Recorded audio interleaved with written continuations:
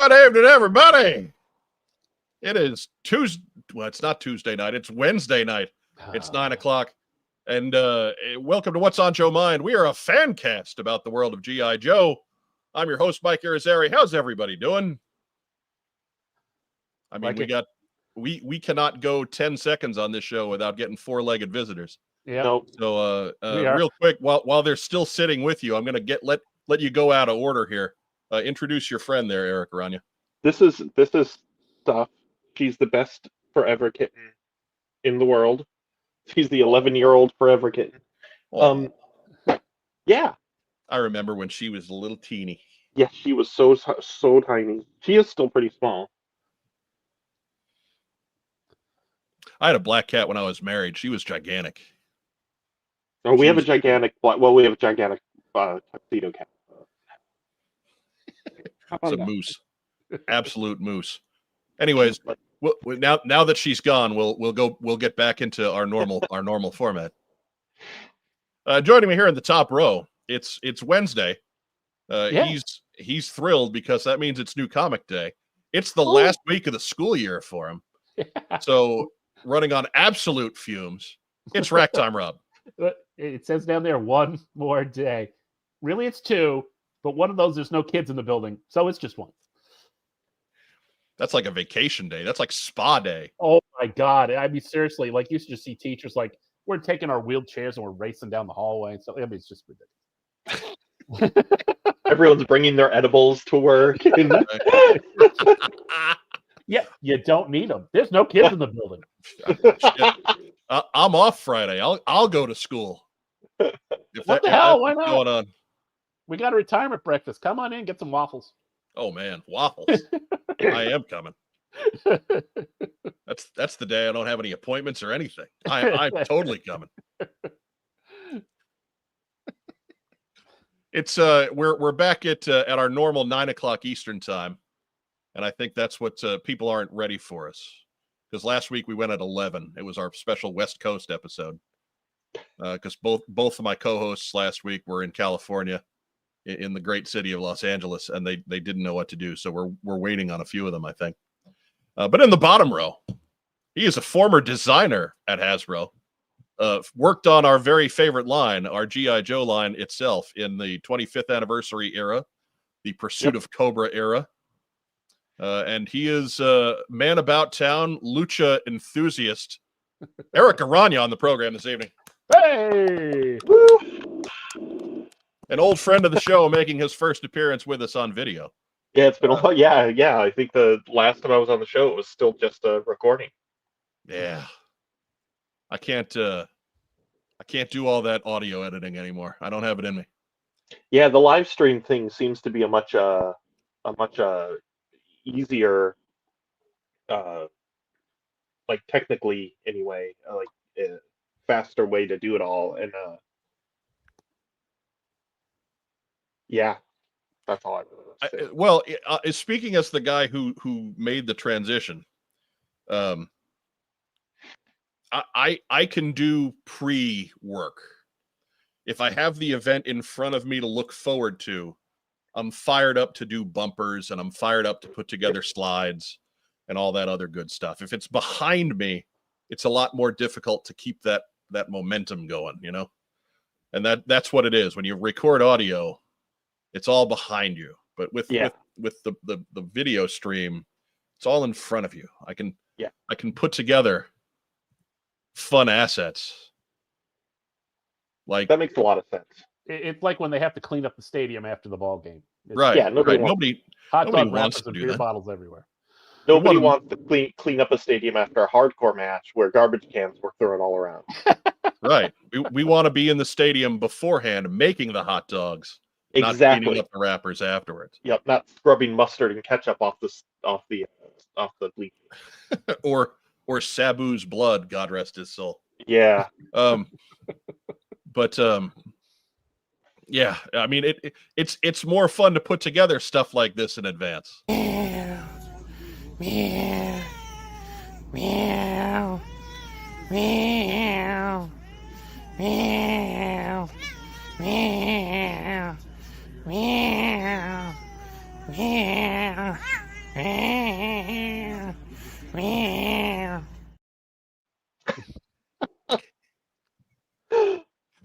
I might be the earliest I got Dr. Saxo into the show. I was wondering if you hit it by mistake. I was No, we were setting that up. Look, really, man, they should have named that thing Sylvester. Yeah, they missed an opportunity there. No, That Eric, for the record, that is Sox is our dad's cat. Oh, and he's a big old chunk. And one of his favorite things in the world is to wrestle with my foot because it gives him the sole of my shoe is an opportunity for him to really dig his claws in and really push back and roughhouse and I don't care. So Stuff is the she's super small, but she plays super rough. She's like right. She has these little tiny razor claws. Never quite lost Wolverine. Never lost those kitten fingers. No, she never did. She never lost her kitten fur. Like she still got that super soft fur on her like belly and underside. Like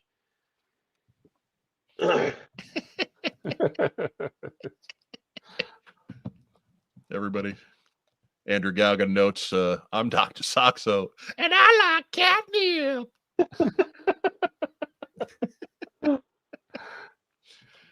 Penny Rooster Reviews wants to know, Eric, how many cats you got? We have two. We have Stuff who was just here, and we have Maybe. Maybe's a big giant tuxedo cat. She's chunky. She's watermelon shaped, and no. She's also very, very talkative. When she comes around, she just starts talking and doesn't stop. And that's all right. Again, cats and dogs seem to understand. Yeah. That this is a talk show, and they fit right into that format more often than you think. And then we also have a number of strays that we take care of. Many years ago we caught them. Well, actually, Maybe and Stuff are from strays, litters that the cats kept having on our back porch about 10, 11 years ago, and we caught them all, had them fixed, got them all their shots, released them because we couldn't take any more inside the house. So we have this group of cats that the entire street, the entire block we all take care of them, and so we have all those outside cats that kind of aren't ours, but I guess are ours by right. You probably got a bunch of folks like it's everybody on now. Yeah. They're not actually strays. They just live in the other houses on the street. Yeah. And they just know that you'd pay for the spaying and neutering. So yeah, we took care of the early stuff, and but a bunch of them have been adopted by people and became indoor cats as they got older. But there's still a few that basically live in our backyard. Like put structures out there for them to play in, and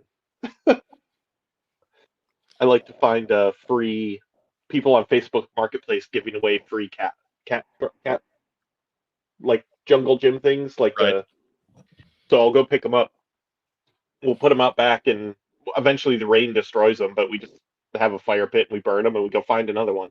Right, they're free, so might as well. Yeah, I mean, like used ones, I wouldn't bring used ones into the house for the other cats, but for the strays, they can have the used ones. It's fine. Right, they've already got the same fleas. Exactly. I didn't even see this in advance, but Michael Gene Fleming was asking if I could upload Mike and Dr. Saxo, the rock and roll cat. I wanted to show someone at work, but couldn't find a clip. Well, there's one. Otherwise, I'll be in touch. Send me an email. Send us an email, and we'll see what we can do to accommodate. Mike only charges a nominal fee. Right. It's like Cameo, except right with a cat. Yeah. It's like OnlyFans, but with a cat. with a chunky, That fuzzy might be cat. more like it. Yeah.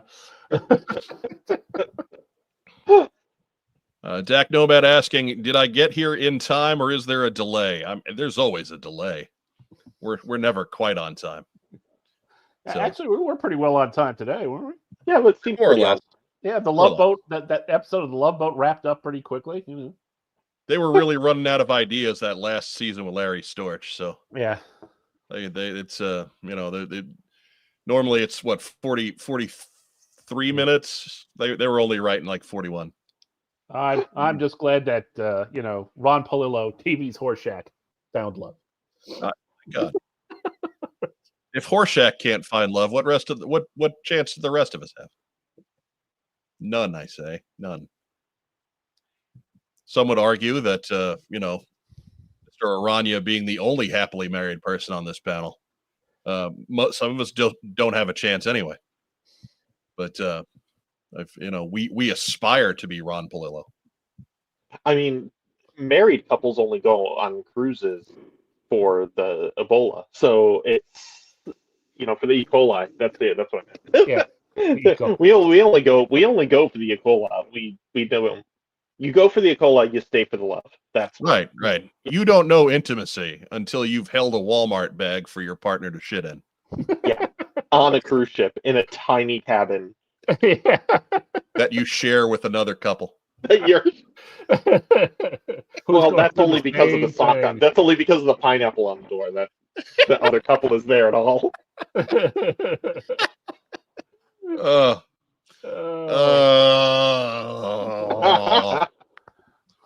Checkpoint Alpha's in the house saying sup. Well, sup back to you. Just having horrible flashbacks to those Kathy Lee Gifford Carnival Cruise commercials. Oh man. What was it? American Dad did a great takeoff on that, didn't they? Mm. When they were all on the tanker. Oh yeah. Anyways, we don't want to go down that rabbit hole. Talk about a show that won't die. Refuses. They got picked up by Fox. Right. Again. Right. I was going to say, isn't it always been on Fox? No. No. Fox canceled them like 10, 12 years ago, and TBS picked them up. Oh, so I have no idea what those. I don't watch either of those shows, the Family Guy or the American Dad. But unless I'm stuck in a hotel room, then I.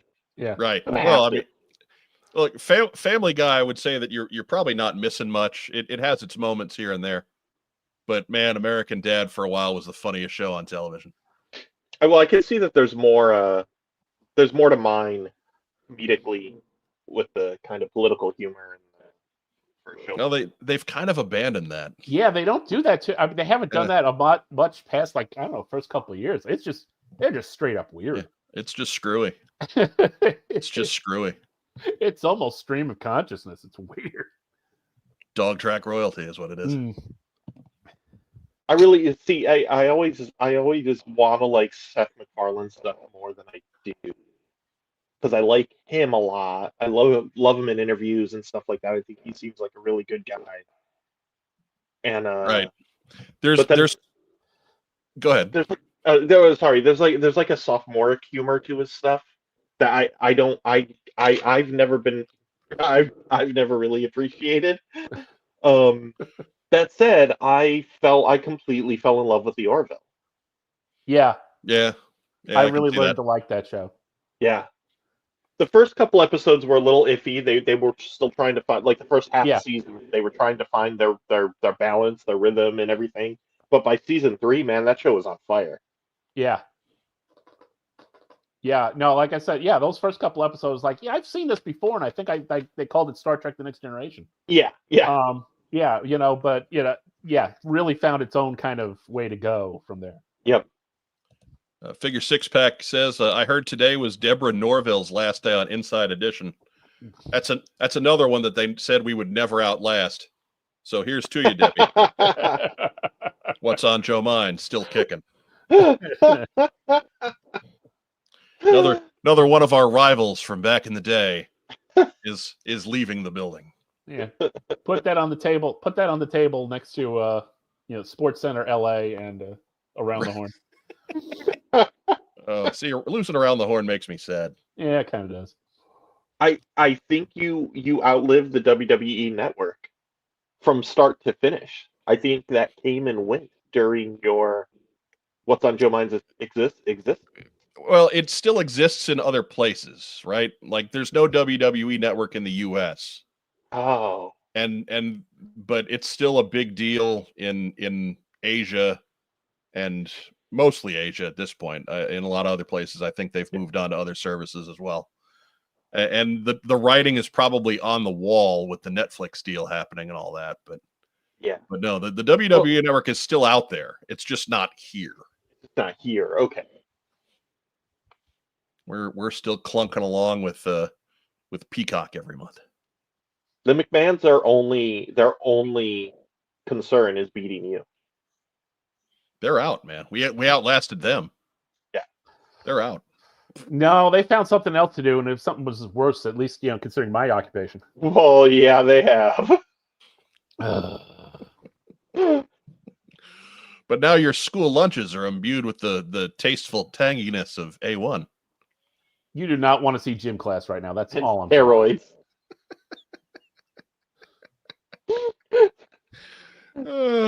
Suplex are part of the physical education curriculum now. Just teacher wrestling. That's all it is. Oh, had to take a chair. So we saw Rob's water. We saw my cherry Coke Zero. Eric, what kind of funky coffee drink you got going on there? I am drinking a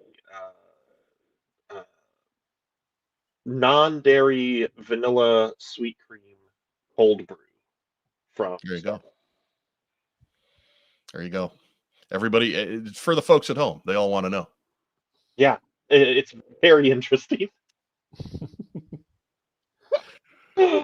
If you want to know more coffee secrets from Erik Arana, be sure to do all the cool YouTube stuff.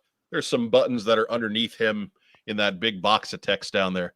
Be sure to like the video, subscribe to the channel. I hate asking because if I don't, you won't do it. If you're catching us on Facebook tonight, be sure to do all the cool Facebook stuff. Give us a heart, give us a thumbs up, give us a little huggy guy. We love little huggy guy. Little Huggy Guy was the worst code name Larry Hama came up with. That's true. Yeah.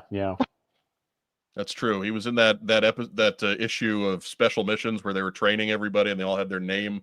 little Huggy Guy. No, that was in the regular series. Little Huggy Guy was fighting Jody. That was one of the Marshall Rogers issues, right? Yeah, I think so.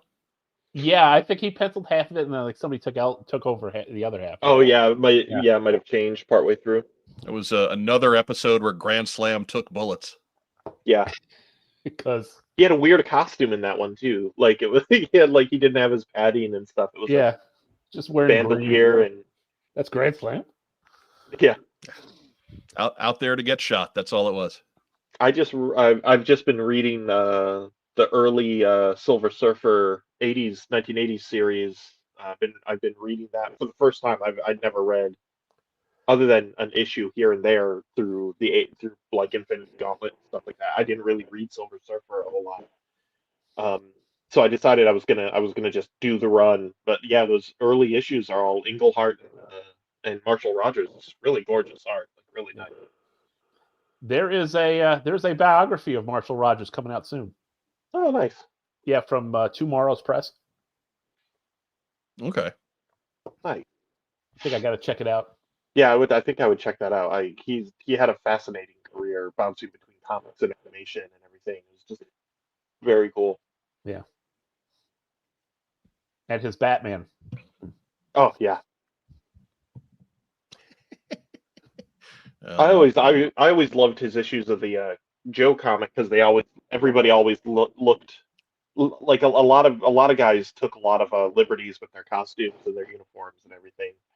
Right. Marshall Rogers was like, nope, this is what they look like. And they look like this in every panel. They look like this in every shot. There's no changing, no shifting. I'll give the classic Joe artists some credit. Oh, they didn't monkey with that stuff too much. Some of they didn't. Like the regulars didn't it anyway. You know, Herb Trimpe did his best, and then and Marshall Rogers, of course, and Rod Wiggum was always real consistent. Sometimes the folks who got in maybe once or twice, you'd see some weirdness. Yeah. They wouldn't have like all the model sheets or something. Yeah, but Right. yeah, the regulars, and I remember, like, okay, so way back, rewind all the way back to college, 20-something years ago. 20. 30-something years ago. Herb Trimpe was essentially being kind of tested to see if he was going to become a professor at SCAD. So he taught some of our classes. Right. And afterwards, I went up and wanted to talk to him and stuff. 'Cause, read him on Hulk, I'd read him on, Fantastic Four, and of course G.I. Joe and everything, right? So I wanted to go up and talk to him a little bit and stuff. He was saying that they, most of the regular artists basically would just get care packages from Hasbro, like all the time, like full of. He's like, I had shelves of tanks and jeeps and vehicles and helicopters and jets and figures everywhere and stuff. So that is part of how they could keep the characters, the details so right, so consistent. It's probably also why sometimes, like, was it issue 49 or I don't remember if it was 49 or 50 where Zap is clearly just Flash. Yeah. Right. issue 50, yeah.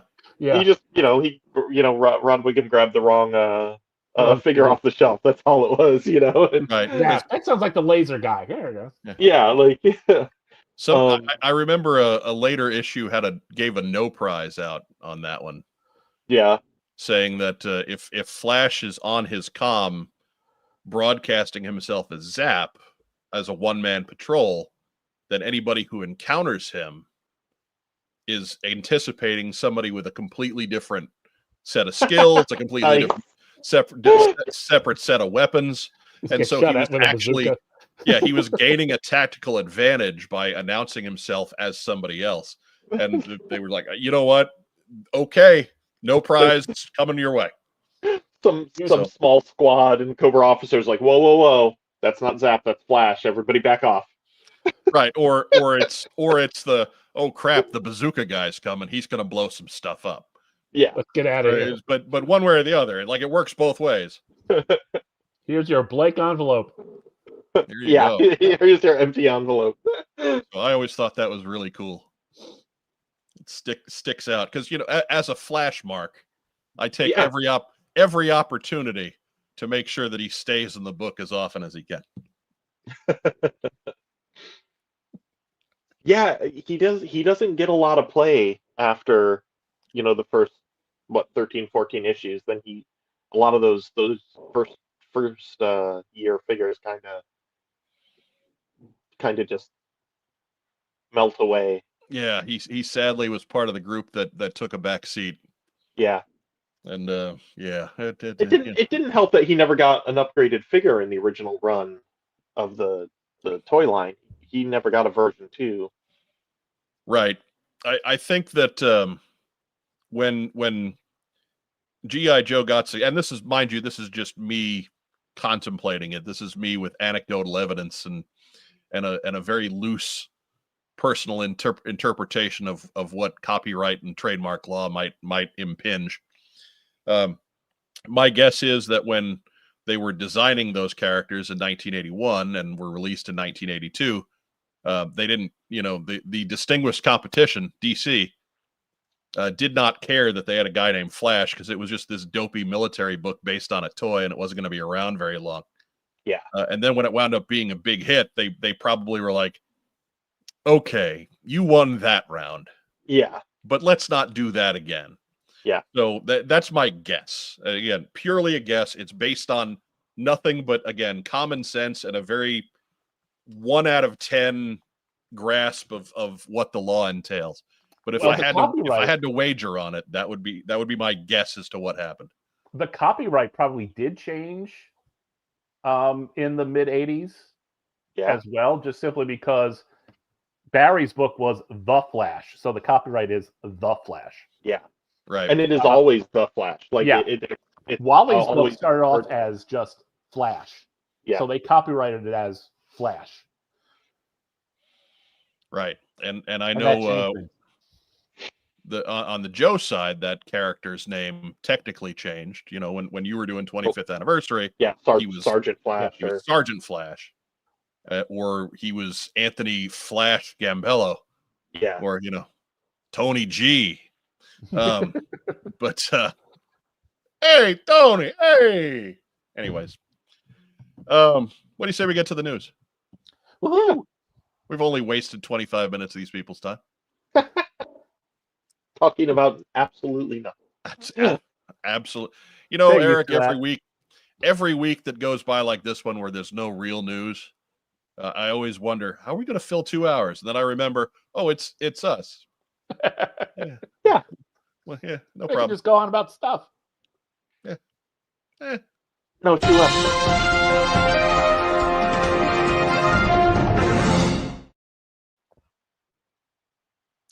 This was one of the big problems last week. I had nobody to do doots for the news. Yeah, that's right.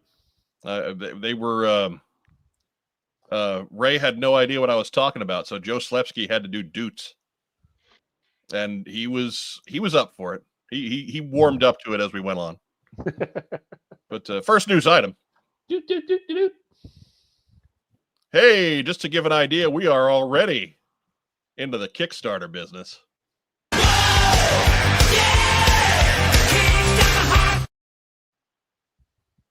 That's right. After Action Report Command Files Volume 2 is active now on the Kickstarter. As we told you last week, it is already 100% funded. They are still collecting until June 30th, however. So make sure to get your order in, somewhere in the next month and a half. Got lots of time on this one. And again, fully funded at this point. We are simply going for stretch goals. You may pledge with confidence. The link for that should be down below. I don't know if it is down below or not.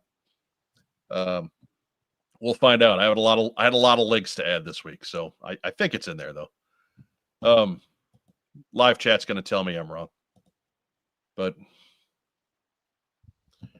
Rekship85 asks, I backed this Kickstarter. Is there a version of this for the Cobra characters? I believe that is upcoming. They've said that this is going to be, that was their plan for 3, right? Yeah. Volume 3.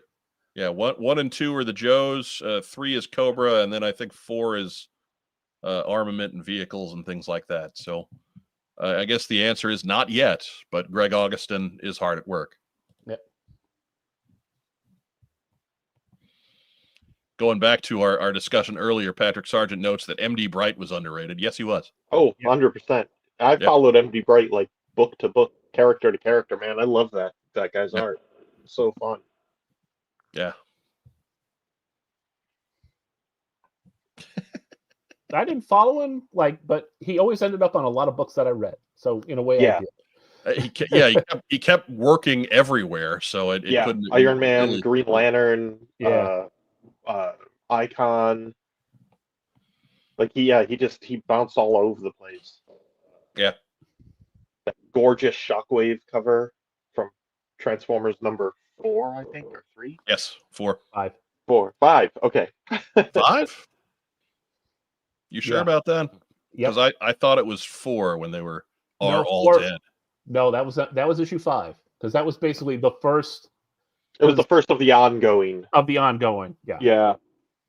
Because it was originally supposed to be a 4-issue miniseries, and at the end of 4, they revealed, we sold well enough to keep going. Yeah, my favorite thing about MD Bright was that he was very cartoony and it was kind of like a cartoonist on top of being like a kind of serious comic artist. So he would always slip these weird things in there, like the Three Stooges Vipers. Yeah. in like running around the Cobra consulate, like stuff like it was always so fun. Yeah, well, he was an animation guy too. He Yeah. had a run there where he was kind of out of comics and doing shows. Yep. So, but yeah, if you want to know more about After Action Report Command Files too, remember we did talk to Roger and Greg just a couple of weeks ago on this very program. As you can see there, let me get our logo out of the top corner there. That's probably going to help everybody. That's I'll bet that's why I didn't have that in there for however many weeks. I'll bet that was it. And now we'll forget later. Oh, okay. But yeah, episode 343, that was from April 30th, just a few weeks back.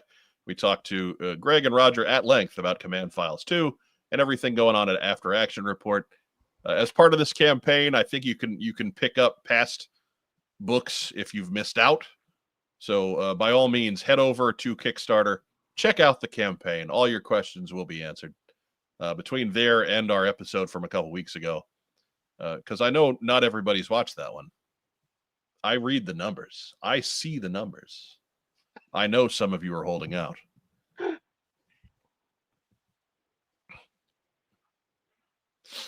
Anyways. Next news item. Doot, doot, doot, doot, doot. Hey, look, it's more Kickstarter stuff. Hey.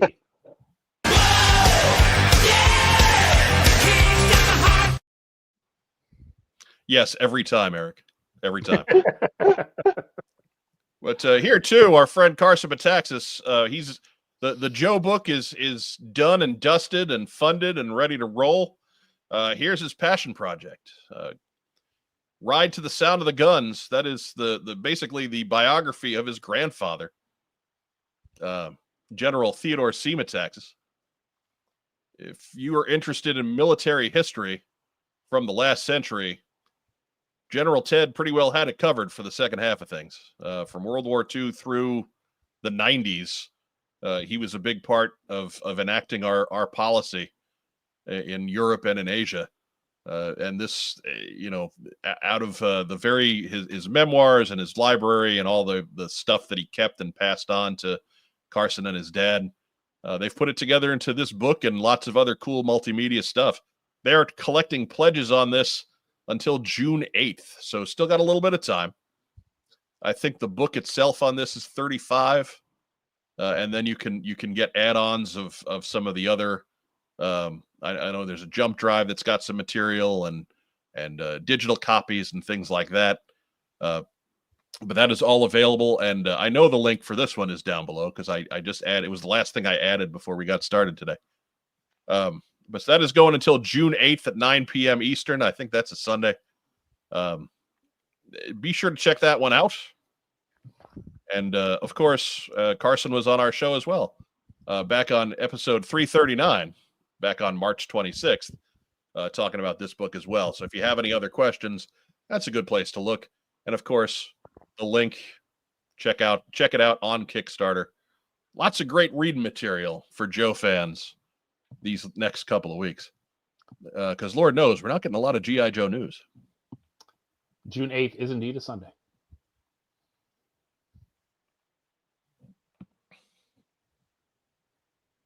Sorry, I'm going through the live chat.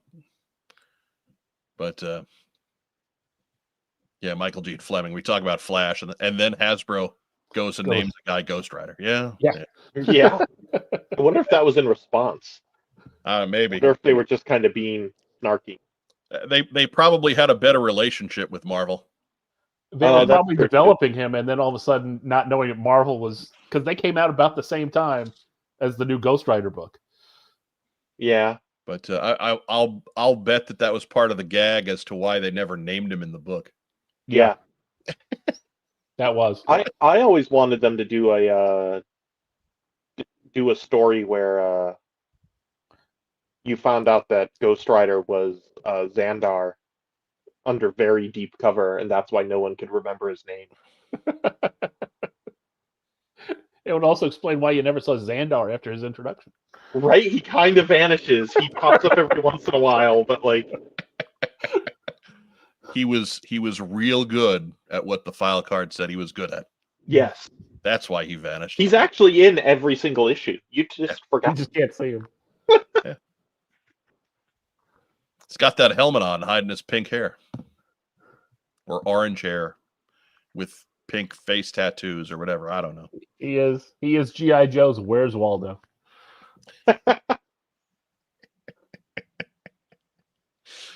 Oh my goodness. So again, go back a couple of weeks. We got Command Files Volume 2 from a few weeks back. And then a few weeks further back from that, you can get the skinny on the book on General Metaxas. Be sure to check that one out. For our friend Carson, very much a passion project there. I think it's just a $5,000 goal on that, and they're well underway. I think they're over about halfway there. So be sure to check that one out and help that one happen today. Next news item. Hey, speaking of smaller books, we've already talked a lot of comics.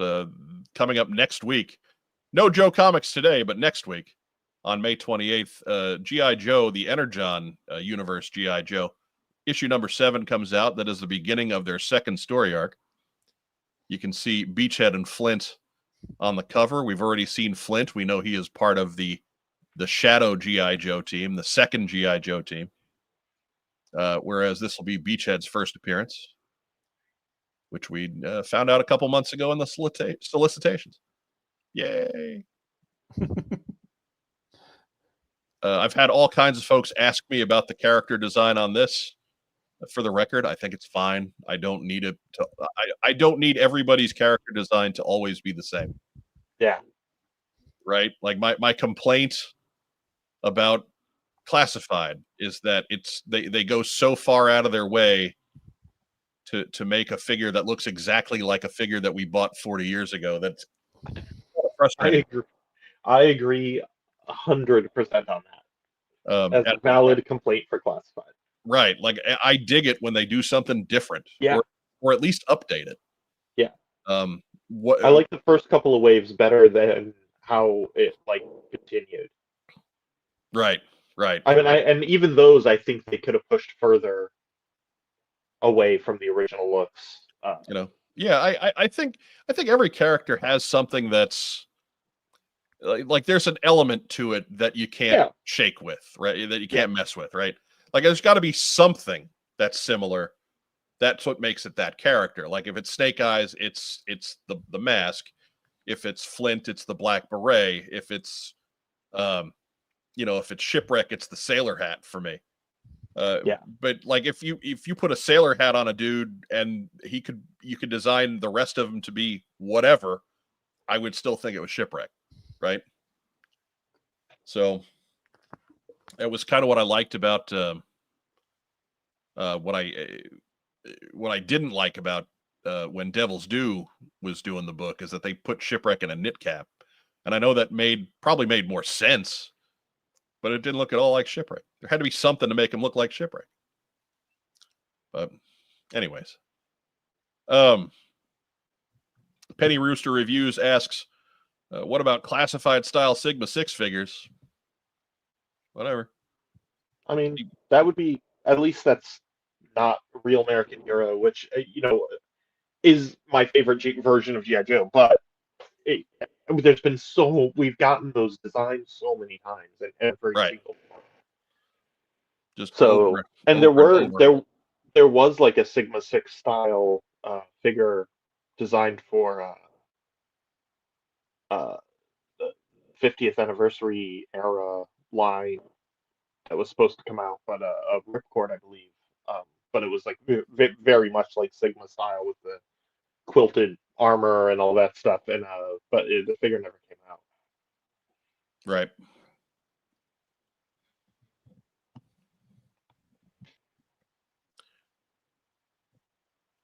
Wreckship85 says, well, to be fair, Classified was going to be different, but so many people complained that it was different, so they pivoted back to what the Real American Hero look more or less was. I mean, true. I get it. Those first couple of waves maybe went a little too far, but I also think that they really expected that video game to be a bigger deal than it was. Yeah. I also believe that sometimes you're better off. You're sometimes the designer and the company needs to do what's best for the brand and not the long term fandom that's phasing out anyway of buying the stuff. Right. Like they do a classified retro subline. Yeah, which is that's Yeah. where they should look exactly like the Right. real American Hero. I Right. wish the other stuff was upgraded. Yeah. I also I rail against real guns and stuff like that in toys in general. I just feel like it's bad karma. So it's I actually really appreciated the first couple of waves where everybody had kind of like these really nicely designed like laser guns and stuff. Like those ones that Duke came with were really cool, and Yeah, I I love did that like the big Duke rail gun. Yeah. gun. That big rail gun that Roadblock came with was rad, and so Yeah, I didn't care for that one as much, but I dug the idea. yeah. Right. I didn't like the big tuning fork look to it, but the fact that he was coming with a big, laser railgun didn't bother me that much. Yeah. But The anyways, only one that bugged me, the only one that really bugged me a lot was Beachheads, just because it was bright green. Yeah, that was just a weird color choice. Yeah. And that gun came with somebody else, and it wasn't that color, and it looked much nicer.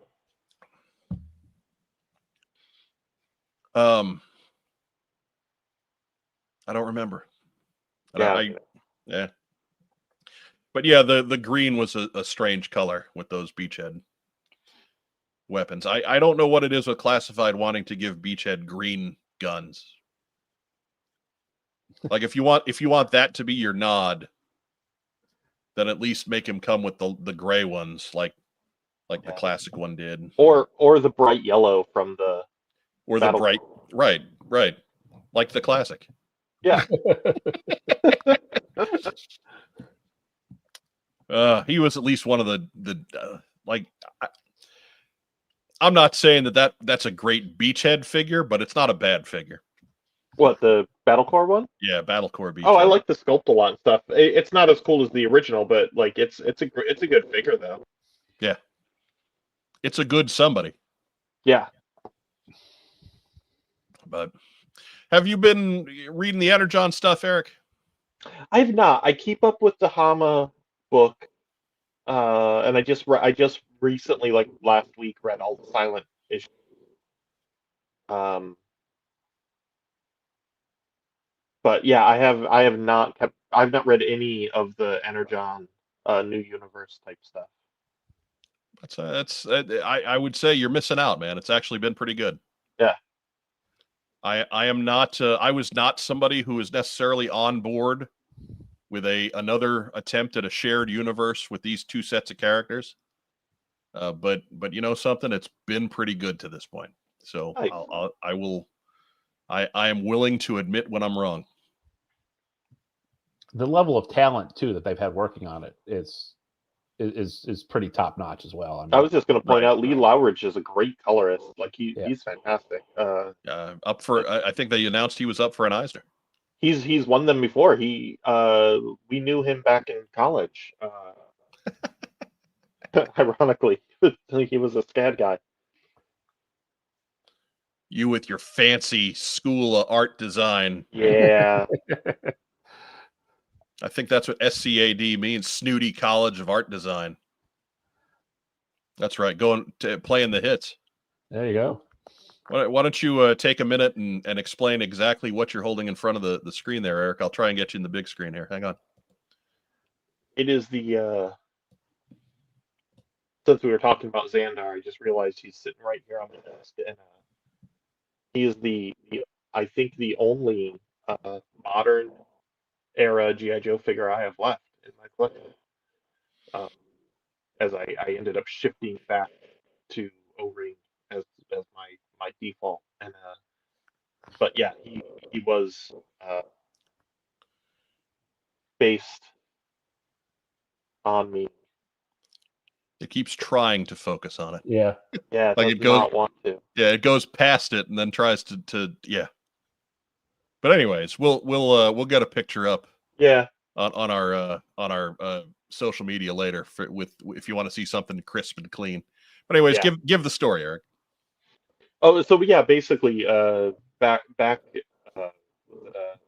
Wayne Park and I were working on the 2 7-packs, the Dreadnought and the Slaughter's Marauders one, and they went through a bunch of changes because initially Sergeant Slaughter was going to be in Slaughter's Marauder one, but then suddenly we were told we couldn't use him anymore, like partway through, and then we had Footloose in there, but then the club was doing Footloose, so it was kind of decided, we could have done him, but we kind of backed off, and we're like, no, let them have Footloose for the year, and so then that's why we ended up putting Falcon in there, and then doing the Renegades as Marauders, and then but a lot of it came from, for that set we had all those heads from the Jurassic Park line that never happened. So we pulled whatever heads we could use for the Dreadnoughts and for the Slaughter's Marauders, and then we did. And when we were doing Zandar, I was like, I'm gonna make Zandar, because I did a lot of the design, the illustration work for that set, and there were a lot of things cut out of that set, like Nagahide's boar, and Road Pig was going to come with his the Sonic gun he came with from his Sonic Fighters figure. He was also going to come with these like Bosley sunglasses. Nice. Stuff like that. But we had to cut a bunch of stuff out. But yeah, the Zandar, I was like, I'm going to use myself as Zandar. So that is the only figure I have my likeness on. I never did another one after that. I mean, why mess with perfection, right? Exactly. But yeah, so that's why Zandar is the only one. Yes. Terry Hawkins is here. The Hawk notes that we won't remember seeing that Zandar after the show. Who? Exactly. Terry's lost his mind. I don't know. I don't know what you guys are talking about. Rick Ship 85 notes that it was cool you got Zanya in that set. And we were really happy about that, and that was a lot of fun. Fun fact: I used Avril Lavigne for her likeness when I drew it. Thought that was pretty good use of some pop star power. Right? She's got a face. She does. She has a face. She's got some hair. I think she has arms and legs. I think. That's the rumor. I checked. That's the rumor. Yeah. But it's an odd tangent to take from Energon Beachhead, but that's how you get there from here. That's a note from What's on Joe Mind. But anyways, G.I. Joe continues to be written by Joshua Williamson. Pencils are handled by Andrea Milana in this one, and of course Lee Loffridge on colors, as Eric has already mentioned. That one is available next week. So don't leave us a comment saying, "Oh, you guys suck. It's not there yet." No, we know it's not there yet. We told you so. Next week, G.I. Joe 7. Do leave us a comment on how much you're enjoying or not enjoying G.I. Joe 1 through 6 or any of the other Energon Universe books. We love to hear from you, and we'll talk with you if you're nice.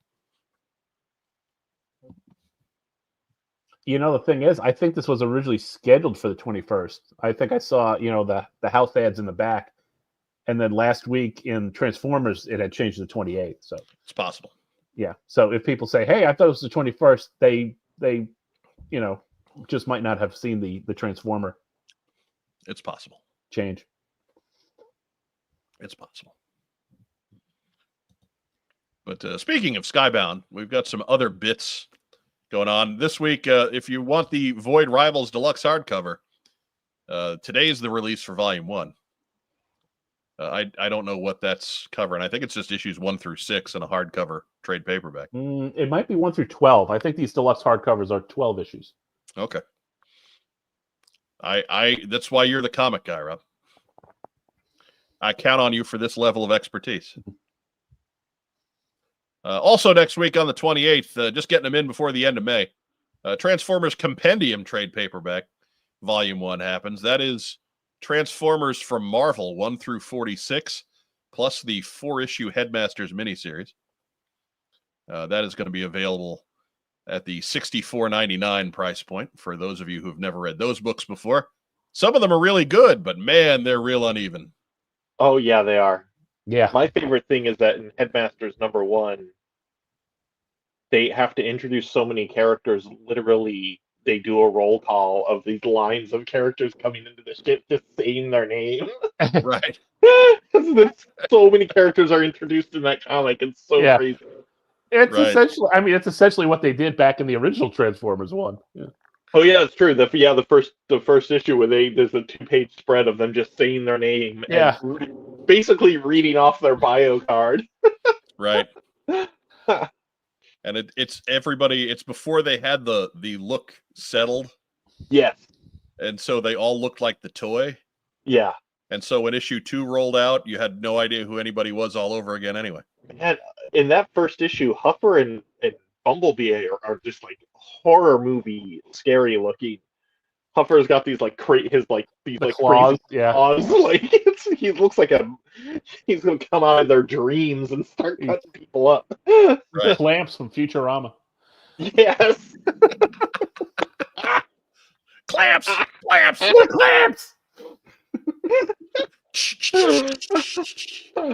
Clamps! Oh, I would pay good money to see David X. Cohen do a very like earnest reboot of Transformers where everybody is basically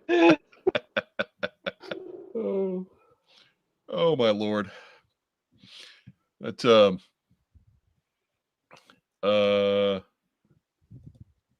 Matthew Buck says Kush Viper says hi. H-I-G-H. Hi. Which makes sense when you're Kush Viper, I guess. But Diana Davis notes that she's enjoying the Skybound books immensely. Well, good. Good. You should be.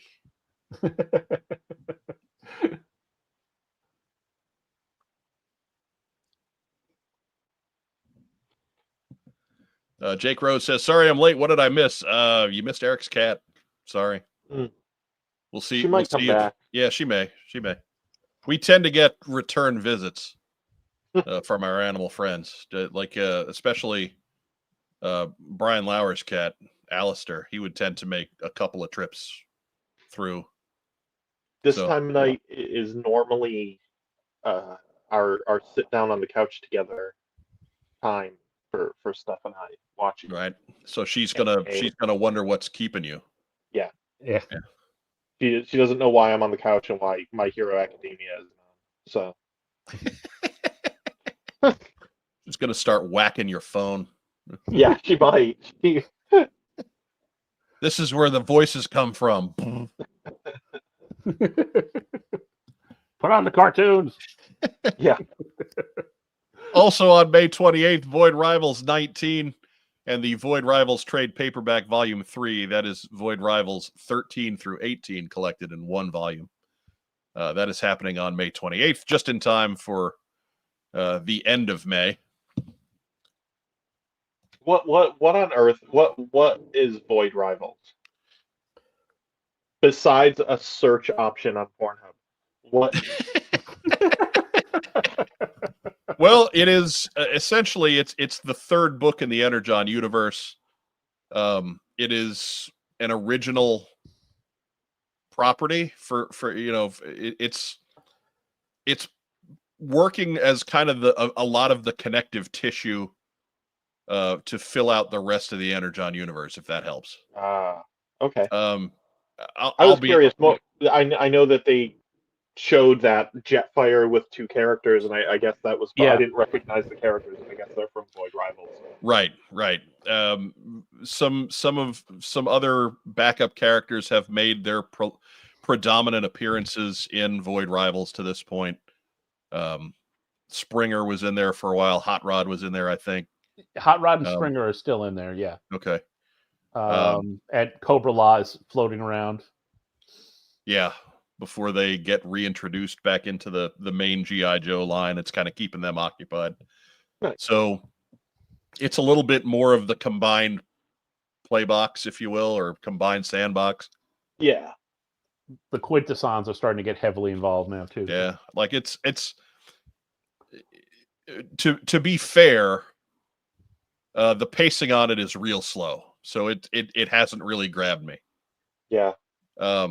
When something happens, it's kind of cool, but it doesn't happen very often. Whereas, like the Transformers book has been incredibly action intensive, almost too action intensive at times.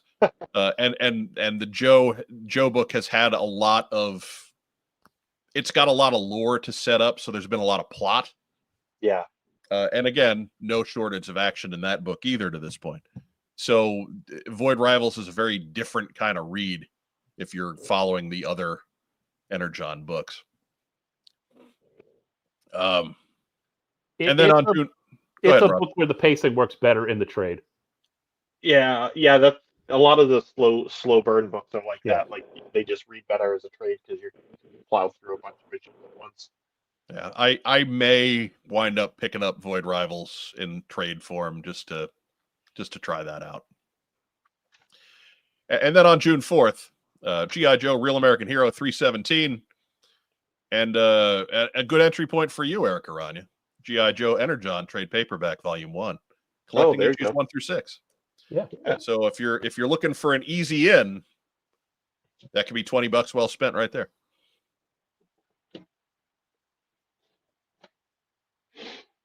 He's silently telling me to fuck off is what he's doing. Oh no, I've wanted a merged universe for these, an officially merged universe forever. I mean I used to talk about it all the time back when I was there, but they just no one ever seemed that interested. They were all on the Gary Godso hotline. Yeah, I wanted it to, I wanted to roll in Humanoids and Mask and Gem and everything into it too. Because they were kind of rolled into it originally anyway in the Sunvogue verse anyway, but like I wanted to connect like the Inhumanoids characters to Cobra Law and kind of have these kind of connected type things happening. But at the time it just wasn't something that anybody there wanted. Right. Or I wouldn't say that nobody wanted it because there were some things that, but yeah, like there were even some materials that that got out, like that Unit E book. Yeah, was floating around back then, but nobody wanted to put any effort into it. Yes. Right. Nobody wanted to put any resources behind it. And I'm like story Bible writing. Right. Man. Like I get like I get kind of crazy about writing all that stuff. I want there to be like set rules that you don't break and you don't, and I want there to be like, all these like, I'm working on a story Bible right now for a new IP, and I'm just like obsessed with writing it all out first before I've been writing it for months. Like I can't stop. Do you have the bulletin board with all the thumbtacks and the red yarn? Yeah, it's like Always Sunny, and I'm like, it's like this. Surveillance port in the house. Welcome, Erik. Good to see you. Hey. Diana thinks that you'll like Void Rivals 19. I don't know if she's aiming that at me or Erik, or I don't know. But I don't dislike Void Rivals. It's just kind of a slow read. It's weird coming from Kirkman, who's that's not a guy who writes slow books necessarily.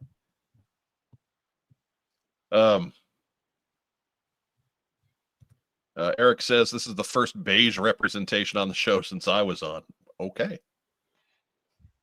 I mean, it's the only G.I. Joe podcast hosted by two guys of Puerto Rican descent, but sure. Yeah.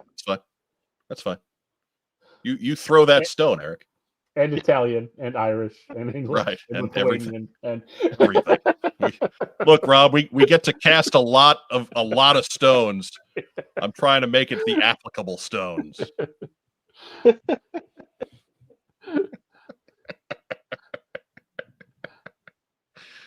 Oh my God. Phil Donnelly stepping in. I'm also of Mexican descent. So there you go.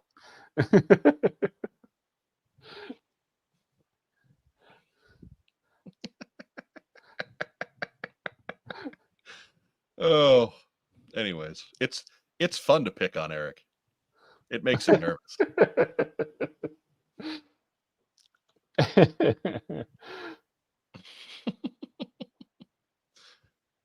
Jake Rose says, I totally lost the thread of Void Rivals and Transformers. I don't know enough of the history they keep using.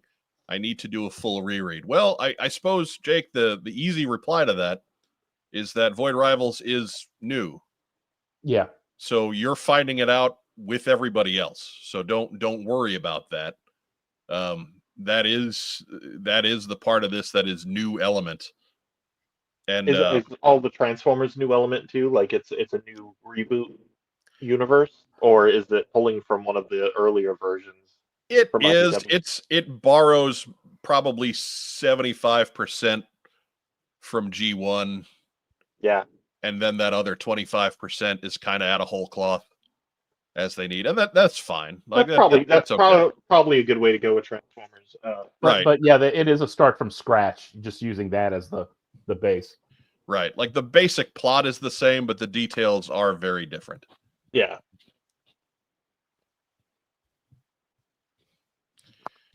Gene Fleming, hate to make the watch numbers drop.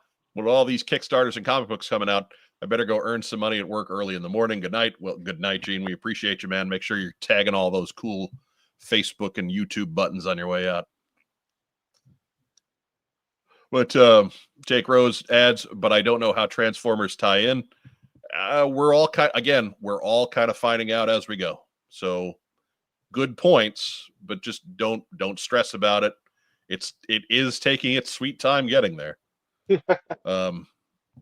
I imagine we will find out soon enough. I mean, the main unifying thing is Starscream going to Duke's friend. Right. That's really the only piece of Joe that the Transformers have had to this point until the Energon special that came out on Free Comic Day that I'm a little antsy about. I don't necessarily want to spoil that yet because the regular book just came out last week. So I don't want to go full into that. But needless to say, things start to get a little bit more mingly with some of the universes there. And there too, with some of the stuff Erik was talking about as well, you may find the Energon Universe special of particular interest. So, anyways. Next news item. Hey, remember, G.I. Joe artist Jamie Sullivan still trying to raise money for his foot operation. We're trying to save the man's bottom half of his leg. So be sure to hit up his GoFundMe. The link to that is below. They are almost there. They're almost at the point where they can go ahead and schedule this surgery. But again, just even if you can't, even if you don't have a couple of dollars, spread the link around. Send it out to wherever you go. This guy's done a whole lot of work for us in the fan community and in the professional G.I. Joe community as well. So if you've got $1, $2, $5, whatever you got laying around, it will help. So please think about if you've got $1 or $2 laying around, hit up Jamie Sullivan's GoFundMe.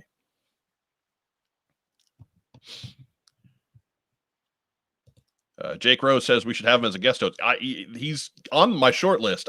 My short list has been it took this long to get Erik in, and I've known Erik for over 10 years. So blame the lack of new hosts on me. My schedule has not been particularly great about extending invites very often. So even Erik kind of had to invite himself. I did. I just kind of was like, hey, I'll be on. Hey, I want to come on your show. Okay. That saves me a lot of work. Diana Davis notes that Jamie will be at Pasadena Comic-Con this weekend if you want to donate to his face. Wow, that seems right. harsh. Don't just walk up and don't whip money in his face. Don't do that. But I mean, money is money. Hand him some money. If you want to give me money and throw it in my face, I'm okay with it. Right. But you're kind of a weirdo, Eric.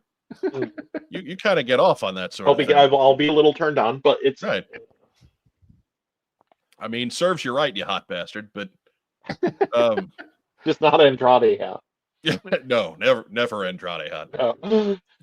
No. Eric and I were talking pre-show that the number one thing we want back in WWE is we want Zelina Vega's stable of sexy men. Well, she had the LWO for a little while there, but they seem to have disappeared along with Rey Mysterio. Well, Rey got hurt. Around? Yeah, Rey got hurt, so that means that none of them can be on TV. Yeah, none of them are allowed on TV. Apparently, I guess I don't know. Except for Zelina Vega. Except for her. She's doing the solo thing on SmackDown. She's got the women's U.S. title, so congratulations there. But it was just she's one of the best microphones in the business. Yeah, she's great, and they don't let her talk. So yeah, I am glad that she's wrestling again though, because there was like a good couple of years there where she was just a valet and she would do one or two things during the match, but that was it. Like right, and she's always been such a great wrestler. Like so, I was always kind of bummed that she wasn't wrestling. So I am glad she's wrestling again. Right, but we need the return of Zelina Vega's stable of sexy men, which was of course her with Andrade and Angel Vargas or Angel Garza. I'm sorry. Yeah, Garza. Another guy they don't use enough. Oh yeah, 100%. He's so good too, and he's hardly ever. He's basically just like the last couple of shows he's been on. He was basically just there to job to Phoenix. So. Yeah. I mean, I guess getting on TV is better than not being on TV, but. Yeah, and if you're gonna lose to somebody, losing to Phoenix is probably a good. Yeah, that's not a terrible thing. It's not a terrible loss, but. You're gonna look good. Yeah. But and Bart channeling the honcho. No, too sexy.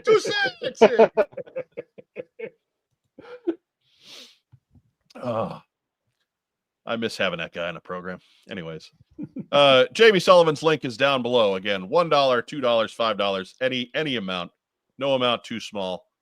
Please help this guy get the surgery he needs to save his foot. I can't think of what life would be like with only one foot, and I'd rather not wish that on him either. So, again, whatever you got handy, please consider donating to Jamie Sullivan. Next news item.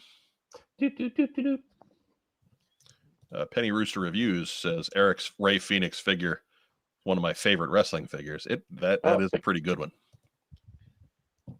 Oh, look, it's back. The What's on Joe Mind Swag Shop TeePublic sale, just in time for Memorial Day, May 21st through the 26th. Save 35% on tees. Enjoy deep discounts on everything else site-wide.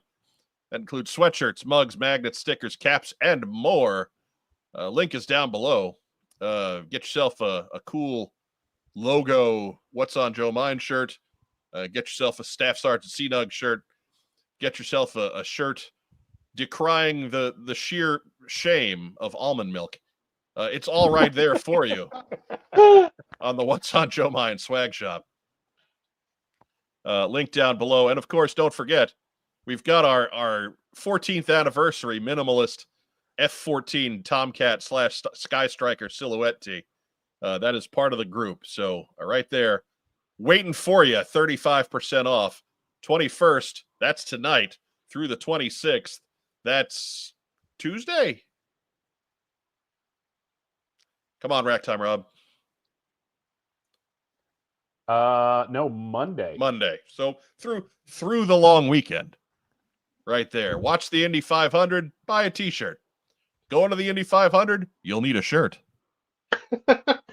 Actually, that's get in. That's not true. That's not true. That's not true. We live in Indianapolis. You got to wear it walking in. We live what in happens Indianapolis. after they let you through the gate? The Indy 500 is perhaps the only pants optional sporting event in America.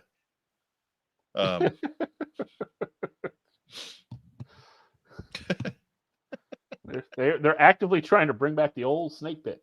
Diana Davis says, I'm wearing one right now. It's very soft and luxurious.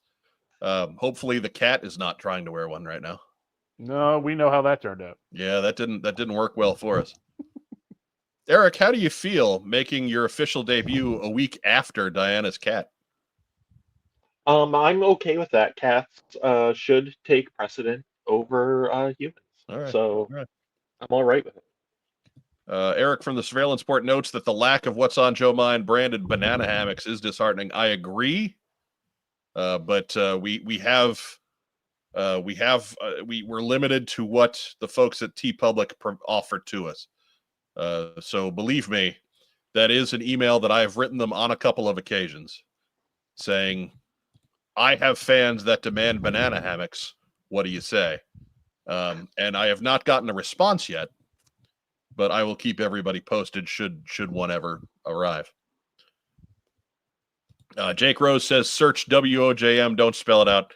I have keywords in there for both. It should work either way, but Jake had the issue trying to find this shirt last week.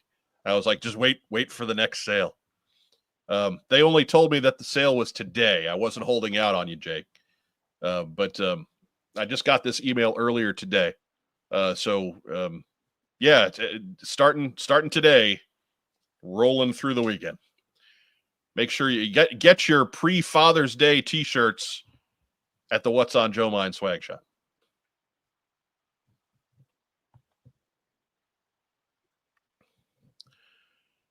Figure Six Pack says, but the Scots, Greeks, and Romans never wore pants. I get you. Imagine if they go al fresco. No, and we are shooting for the What's on Joe Mind battle kilt as well. But no sign there yet. Battle kilt. No sign on that yet. Nice I am Spartan waiting to hear flag. back. The utility kilt like our friend Kenny wears when he is out working the sales floor. He's kilting about.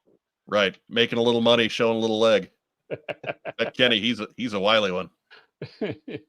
Flashing the gams. Oh goodness. So check that out again. Link to the swag shop is down below. While you're there, if you pass those like and subscribe buttons, just a thought. Anyways, I'm probably preaching to the choir on that one. If you like us enough to buy the t-shirt, you've probably already liked and subscribed. That's my guess.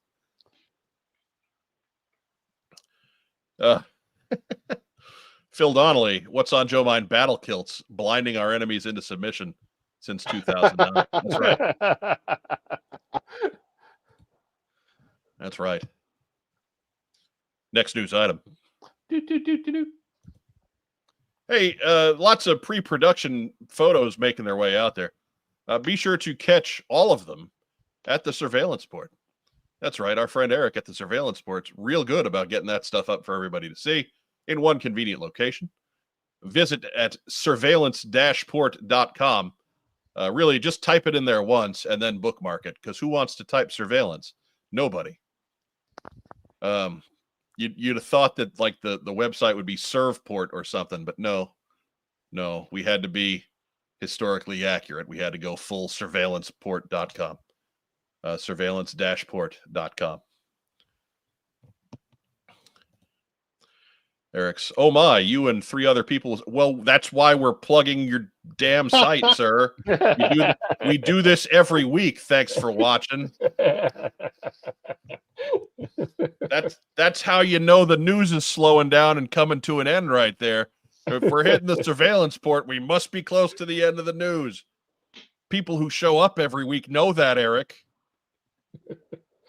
He had the perfect answer. Right, he's a pain in the ass. I do know this. That's probably why we get along as well as we do. But Action Figure Archive says, sup.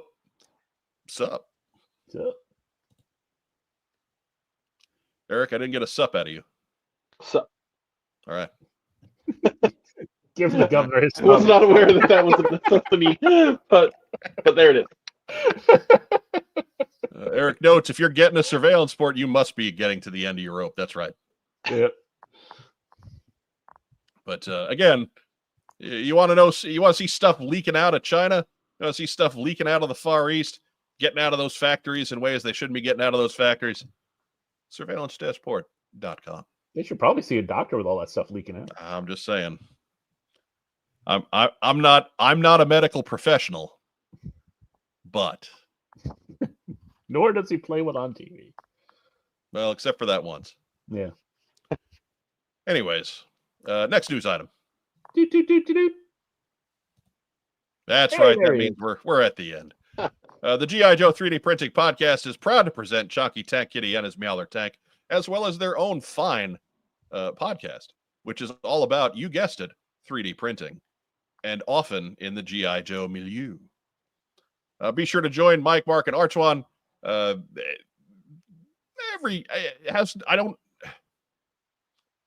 There's been they haven't been doing an episode every week like they were back in the fall. But most weeks there is on either Saturday or Sunday. Be sure to their channel link is down below on our channel page. Make sure you're linking up to them there and subscribing to those guys.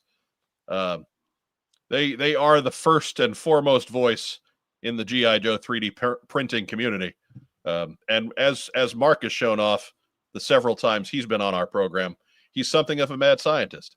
And so we should all be supporting what that guy's got going on. You ever met Mark, Eric? I don't think I have. He should be at Joe Fest. So be sure you're searching up our good friend Mark Gerwig of G.I. Joe 3D Printing Podcast. Mike, Andrew has pointed out something that we tragically missed with all that talk about leaking. Oh my God, we did, didn't we? Yes. I'll even get Andrew on there first. And stop that leaking with Depends. That's right. When you've got some juice loose in that caboose, put some Depends on that end. It'll make your day a whole lot brighter. That's right, Depends. Look at the confidence on that guy. Look at that guy. That guy is so happy about it. Look at it. You're not beating that. You can't buy that smile. He's just like, no more laundry for me. No, sir. Well, not just regular laundry, not embarrassing laundry. I gotta find the button to turn that off before we put. Because if we go back to the main screen, you can kind of see me, and you can kind of see Rob, but there's no way to see Eric. Nope. So Eric is just lost in Behind that man's diaper. He's lost in Depends guy.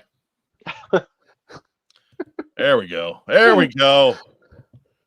There we are. It's all better. It's been a long month. A long month. That whole time. It's gonna be me. That's right. Told you I'd get it in there. Oh, God. You were just waiting for me to come back for that, weren't you? I worked it in a few times last week, too.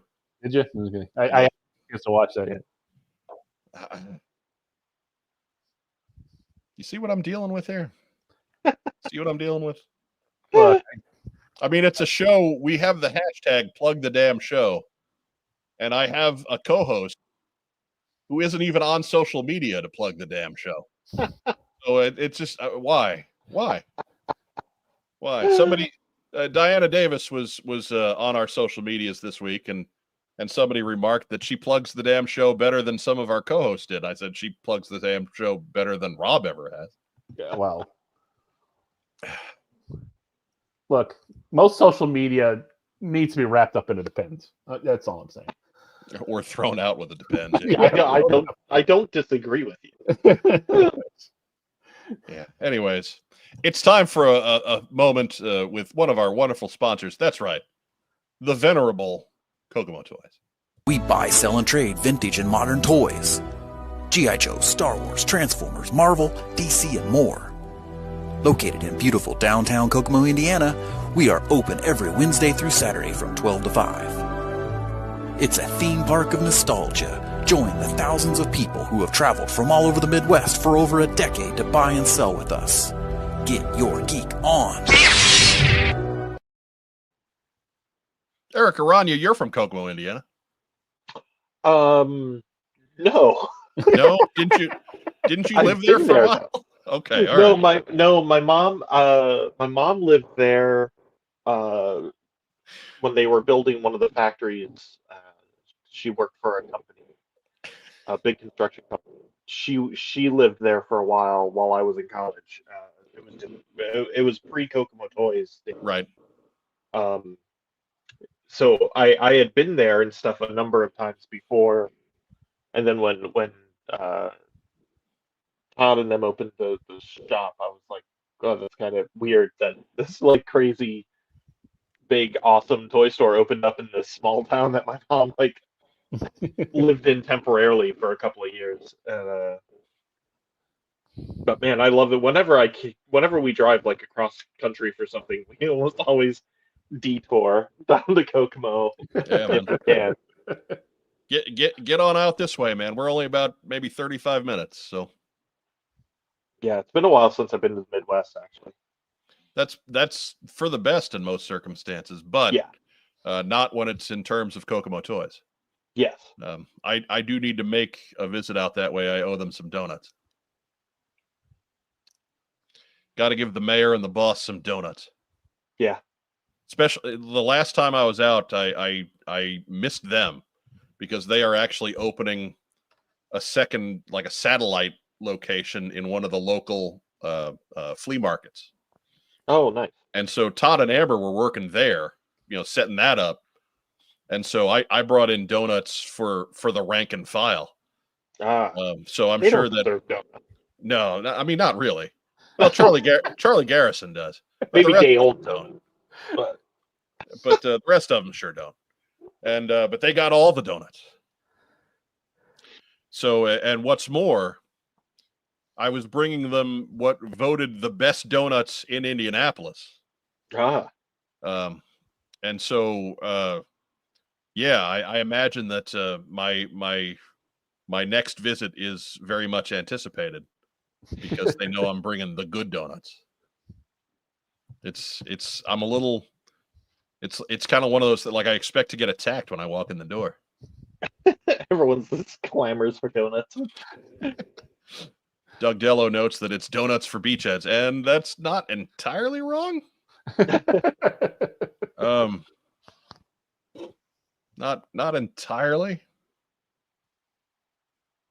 Not entirely.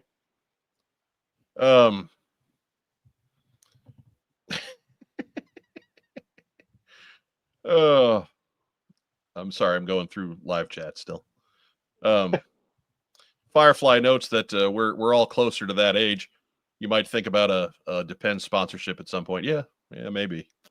Thankfully, not yet, but give it time. When we're doing the What's on Joe Mind 35th anniversary special, I'm sure that we will be fully on board with the Depends sponsorship by that point. God, I hope we're not ever doing a 35th anniversary special. Oh, come on. That's a lot of work. That's the Gunny says, bring him a cake. I mean, I would, but I'm not as talented as the Gunny. Vagon is in the house. Hello, lady. Hello, Ms. Lady. JV baseball has ended. That's why we get Vagon. Round of applause for JV baseball.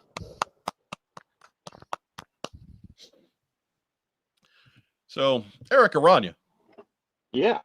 I know it's been a while since you've been on the show, and you and we've kept in touch quite a bit over the last years. So I know your story, but a lot of these folks at home, they're kind of new. They're too lazy to go back in the audio archives. They don't know your story like I know your story. So we're going to ask you some questions about some stuff in your past.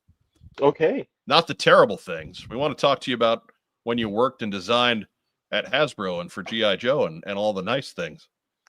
So I guess. So I have to answer in the form of a question?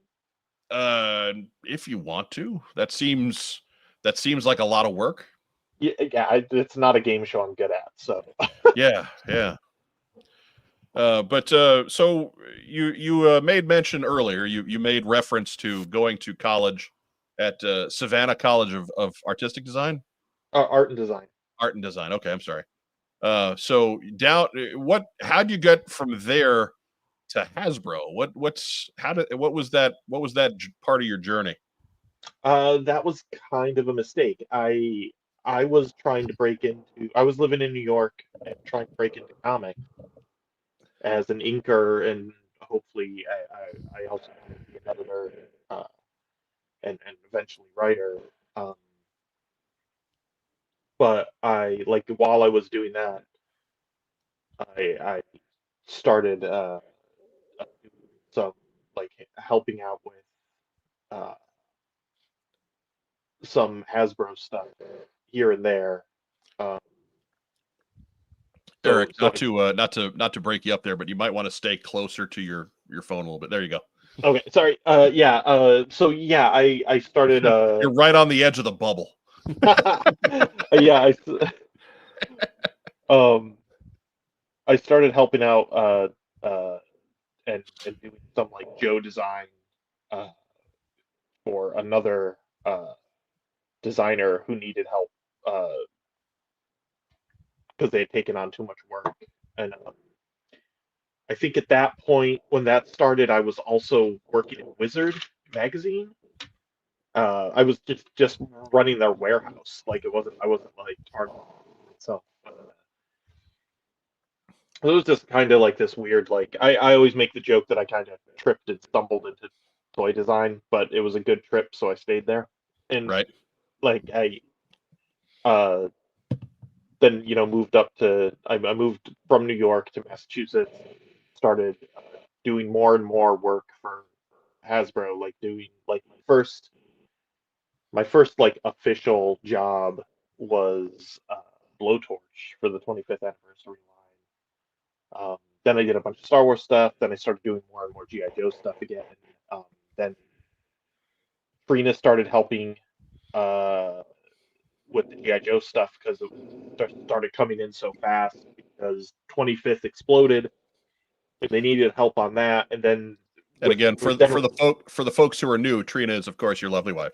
Oh yes, yeah, another fine, talented artist and toy aficionado, and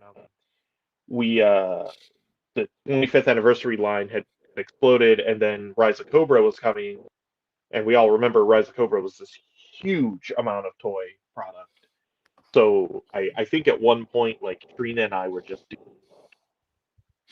we were helping them do something on almost every single Rise of Cobra figure. We didn't necessarily design everything for them because they had all these great in-house designers working on it too, and it was but we would just design accessories, or maybe we would just do deco, or maybe we just did one of us did Trina did a lot of the decals and the logos and stuff on the patches and everything like that. So it was at one point we went through the Rise of Cobra stuff and we're wow, we did something on almost all of this stuff somewhere.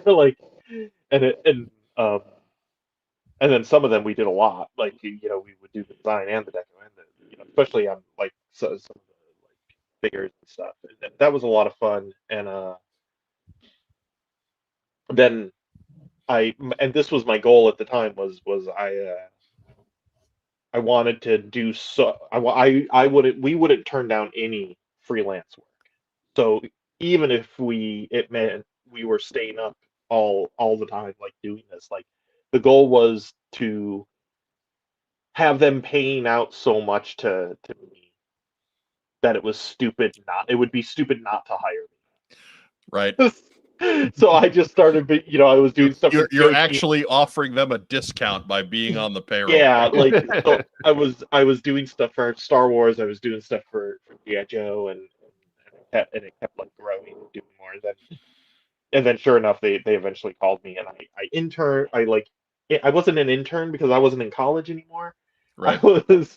I was like a temp, and then because of Rhode Island laws are real strict about what you can and like how long somebody can temp, how long somebody can intern, and how what. Right. I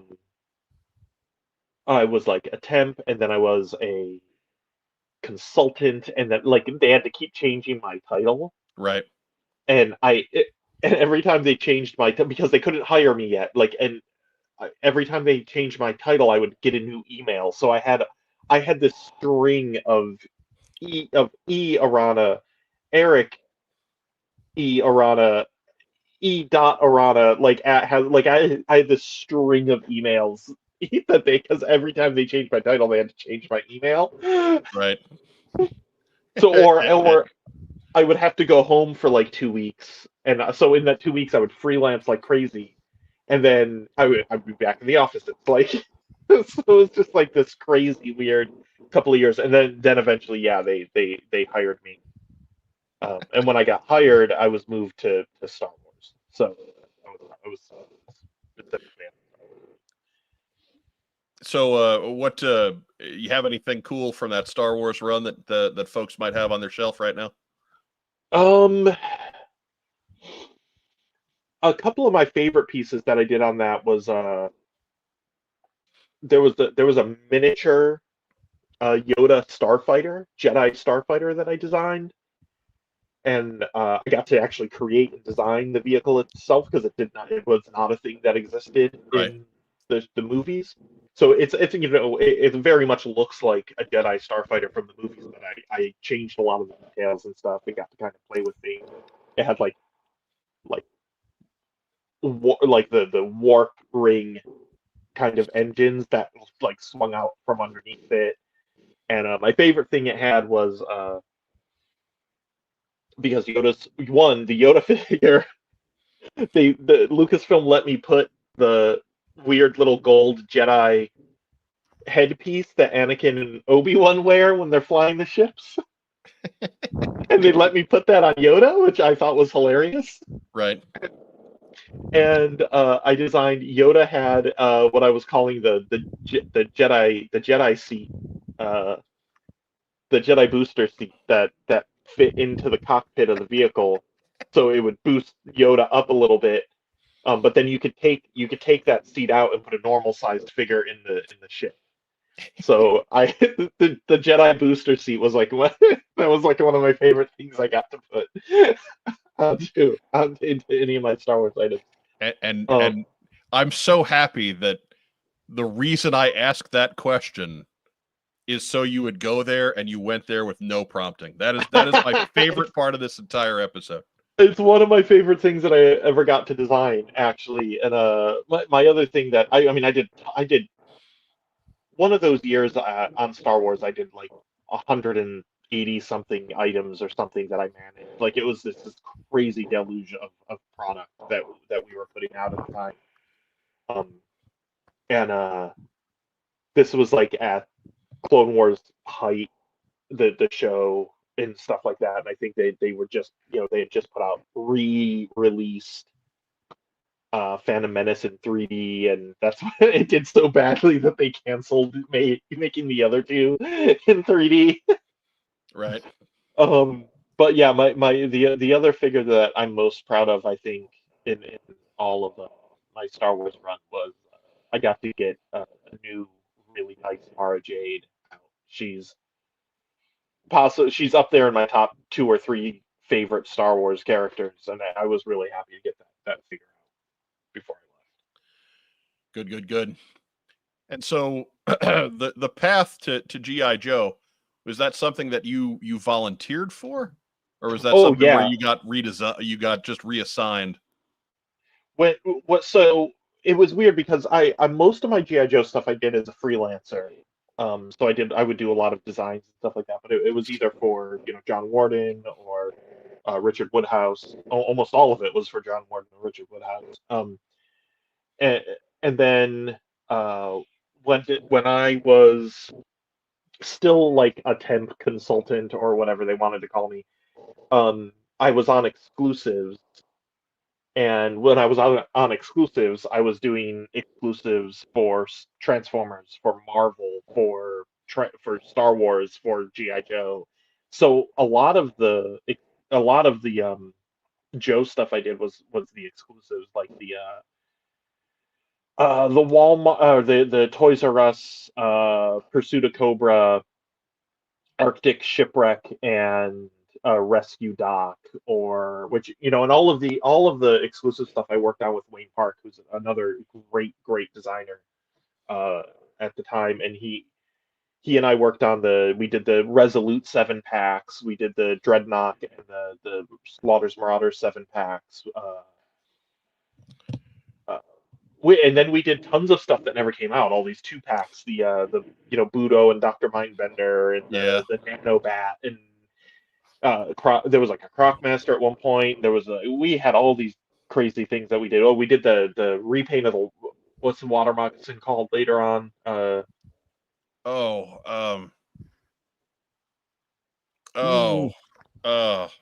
don't know. We did a POC version of it that came with Copperhead and like a Swamp Viper, and it was like it was like camouflage. Like we did that one, and I have that. I can't think of what it was called. Sting Raider. Thank you. Yeah. Yes, that was the. But before we leave your Star Wars experience behind, Joel McMullen wants to know, Eric, did you work on any of the Disney Star Tours figures? Oh, hell yeah, I did. I did a bunch of the Star Tours figures. I did that crazy pack that had like, it had like this hover thing for Darth Vader to stand on that was in the start, that like he attacks the ship in the ride, and he's like on this like hover platform, where like I did that hover platform and a bunch of the droids, and all those droids needed stands because they were like, it's a droid on a one wheel, or like it's a hover droid. These attack Imperial droids and stuff like that. Yeah, the Star Tours stuff was always fun because like Star Tours was one of those things that like the original Star Tours, when it opened, like me and my friends went to Disney like week it opened to ride that original ride, and buy all your own stuff. Oh, this is long before. This is when I was like 19. Like this is long before I worked at Hasbro. Alrighty. I'm messing up the timeline. I'm sorry. Vagon is asking, how did Eric meet these two wild and crazy guys? I'll tell you where I met Eric. And Rob, I couldn't tell you, but I met Eric. It was at JoeCon in New Orleans. When you were part of the Joe team that Hasbro brought along. They brought all of you guys for that one. So here's the thing about New Orleans. One, I was drunk most of that weekend. Yes. Two, you were pretty hungover the morning that I met you the first time. Yeah.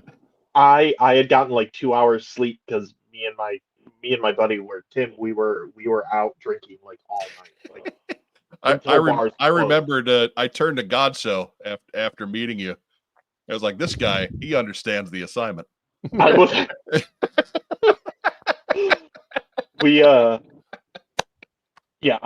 shocked I did not have alcohol poisoning at some point during that weekend. It was drink water in between every drink. That's the trick. Always the trick.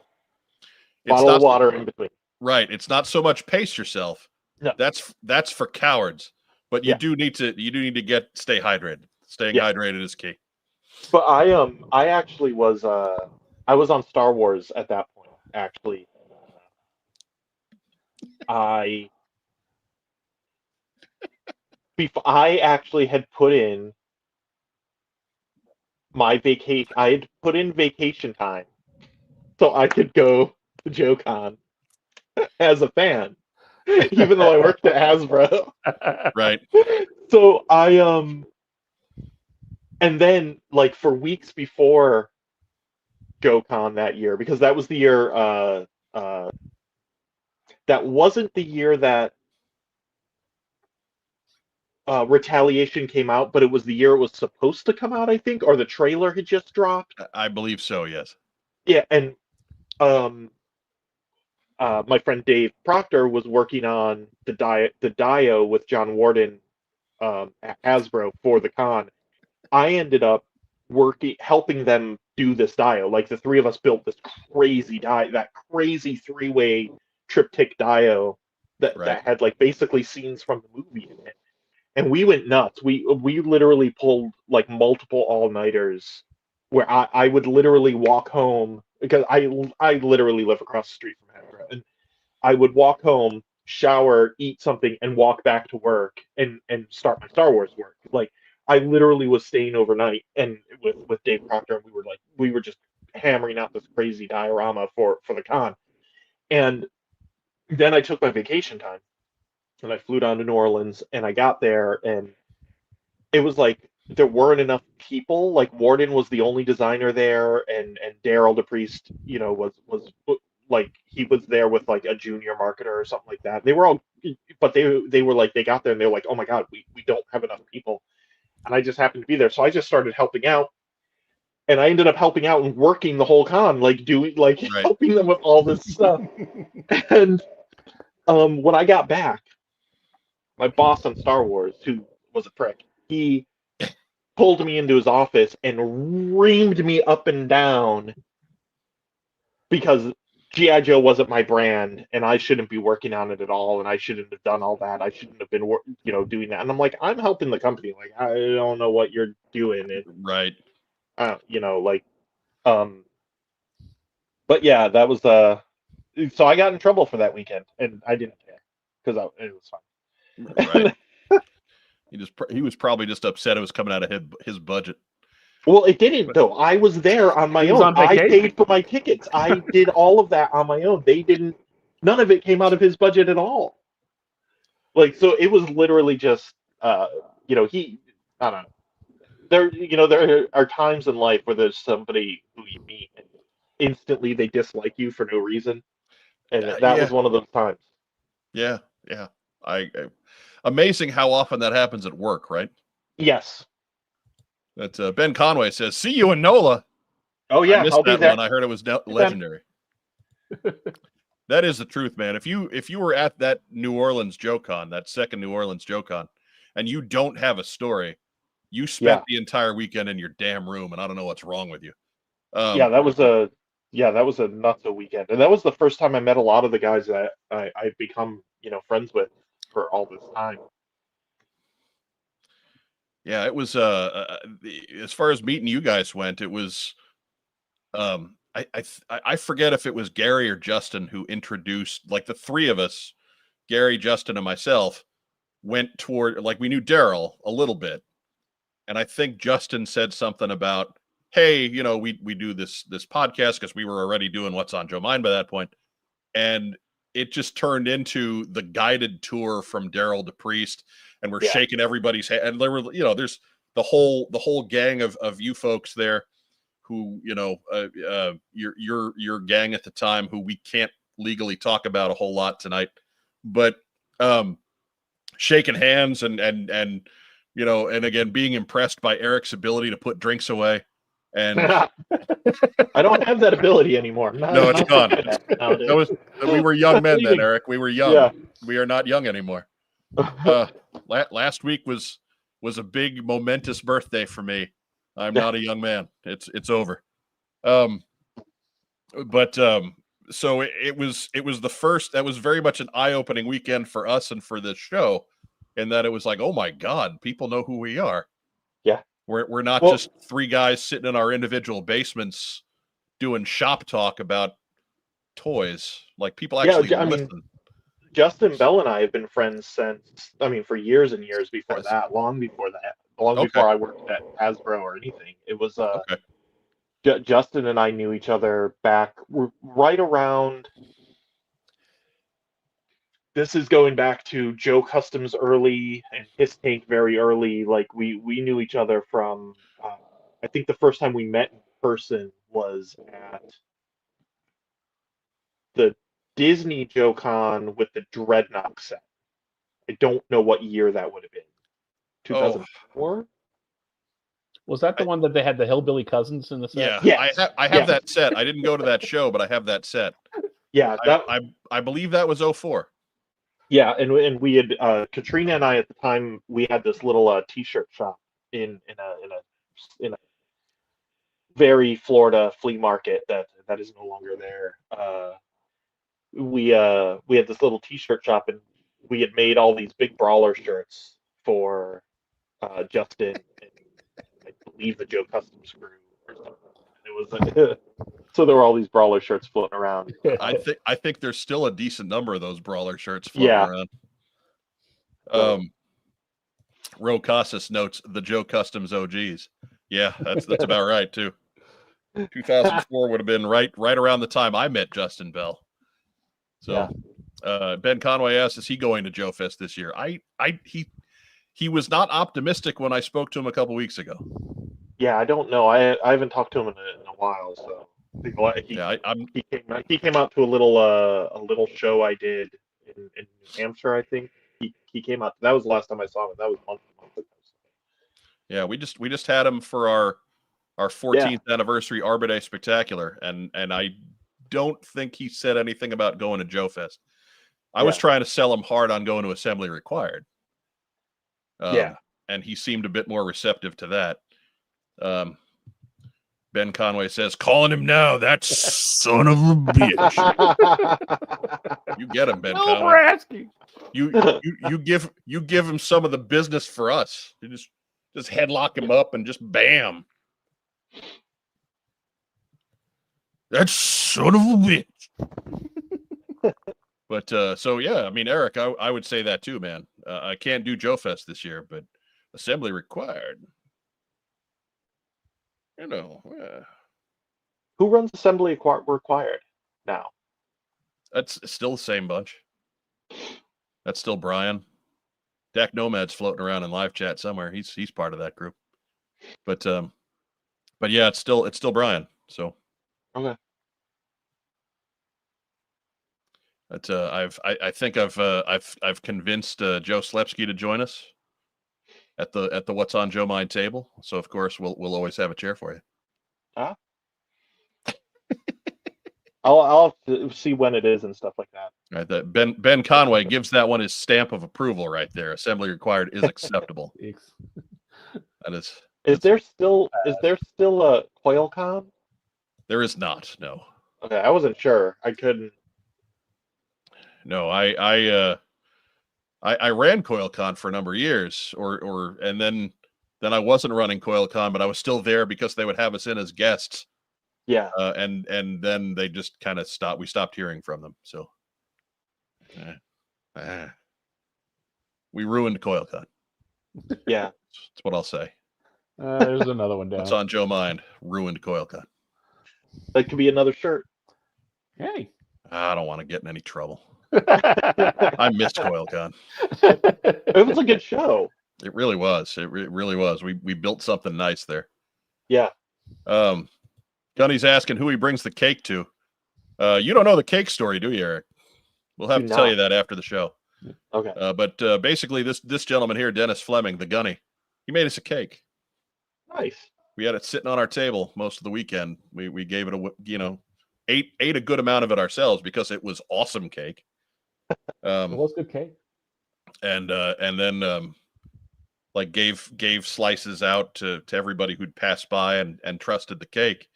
We had people who worked at the hotel were like, is this the table with the hummingbird cake? I was like, oh yes. Would you like some hummingbird cake? Was it made with real hummingbirds? No.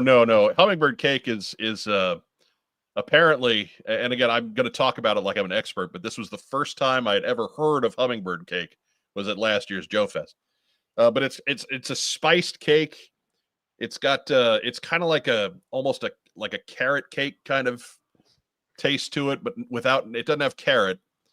I thought it was more like a banana nut muffin. Right. It was like Rob's got it. Yeah, like a banana nut. It's got cherries in it. And then it's got kind of a buttercream icing that's got a lemon taste to it. So, not doing it justice, man. It was just delightful. and this gentleman made it from scratch. And it was this giant honking cake too. Like it was a cake on top of a layer cake to like it just this big chunk. It was like it was a 3-layer. Yeah. Cake. It was just huge. It was full huge. And this guy comes up in his rascal, drops a cake on our table. And like we didn't know this cake was coming. So we left it there overnight because it had a little cake carrier. Apparently the people at the hotel got mad at us because we weren't supposed to have food there. But we came back the next day. We brought paper plates and napkins and forks and things like that. We were handing cake out, and the people at the hotel got mad at us because we weren't supposed to have food in there. And then we gave them some of the cake, and they weren't mad at us anymore, which is That's why they funny. were mad. Funny how that works. Yeah. But, and so I think more people know us for the cake than actually know us for having a podcast. Andrew Gaugan, what's on Joe mind? Ruining conventions since 2011. There's our next shirt. Yeah, just about. We're scouring conventions on our. There we go. Gunny helping us out. Banana. I'm gonna get Bannon. Banana, pineapple, and cherries. Banan. I mean, yeah.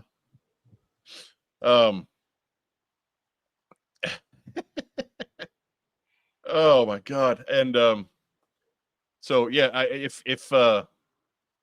mean Gunny, you gotta get out to Iowa, man. You gotta drag you and the boy out to Iowa in November. That's where you can bring hummingbird cake. We might get Erik there.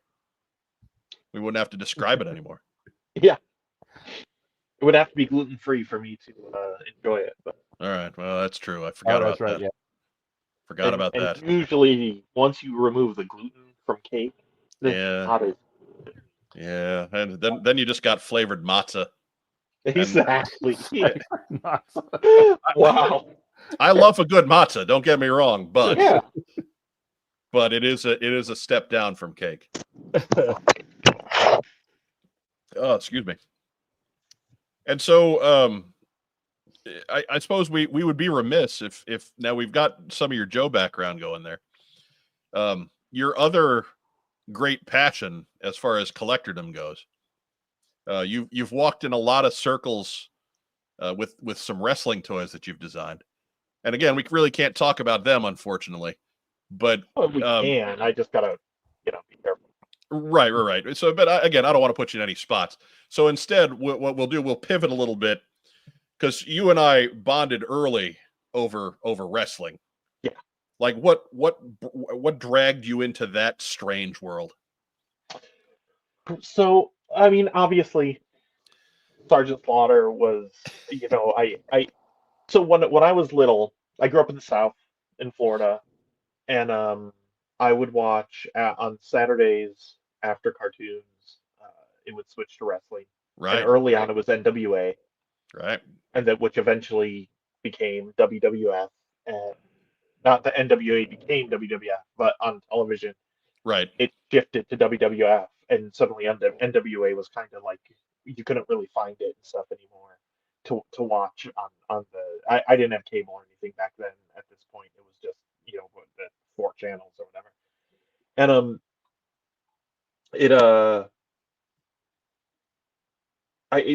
I kind of watched WWF off and on. I kind of knew, I was aware of the characters, I was aware of the major storylines and stuff like that. But I kind of fell off on wrestling until the mid '90s when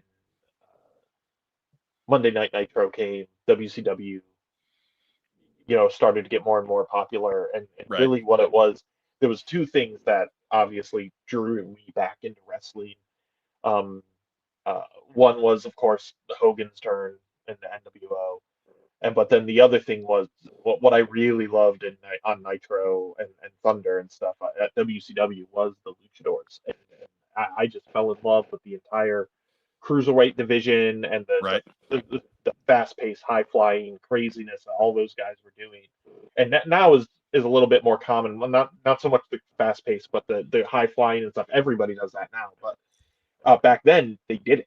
and so it was crazy to see these guys, and I love the masks, and I love the costumes and the designs and the kind of over the topness of Lucha Libre. Right.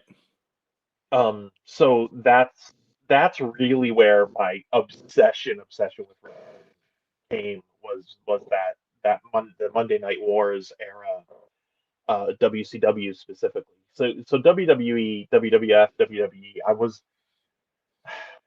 only kind of into it off and on. It really depended on who was wrestling, and obviously Right. there's always talent that I like. And Right. stuff, Like but we've talked about it. The Monday Night Wars were for 2 hours plus you'd watch Nitro.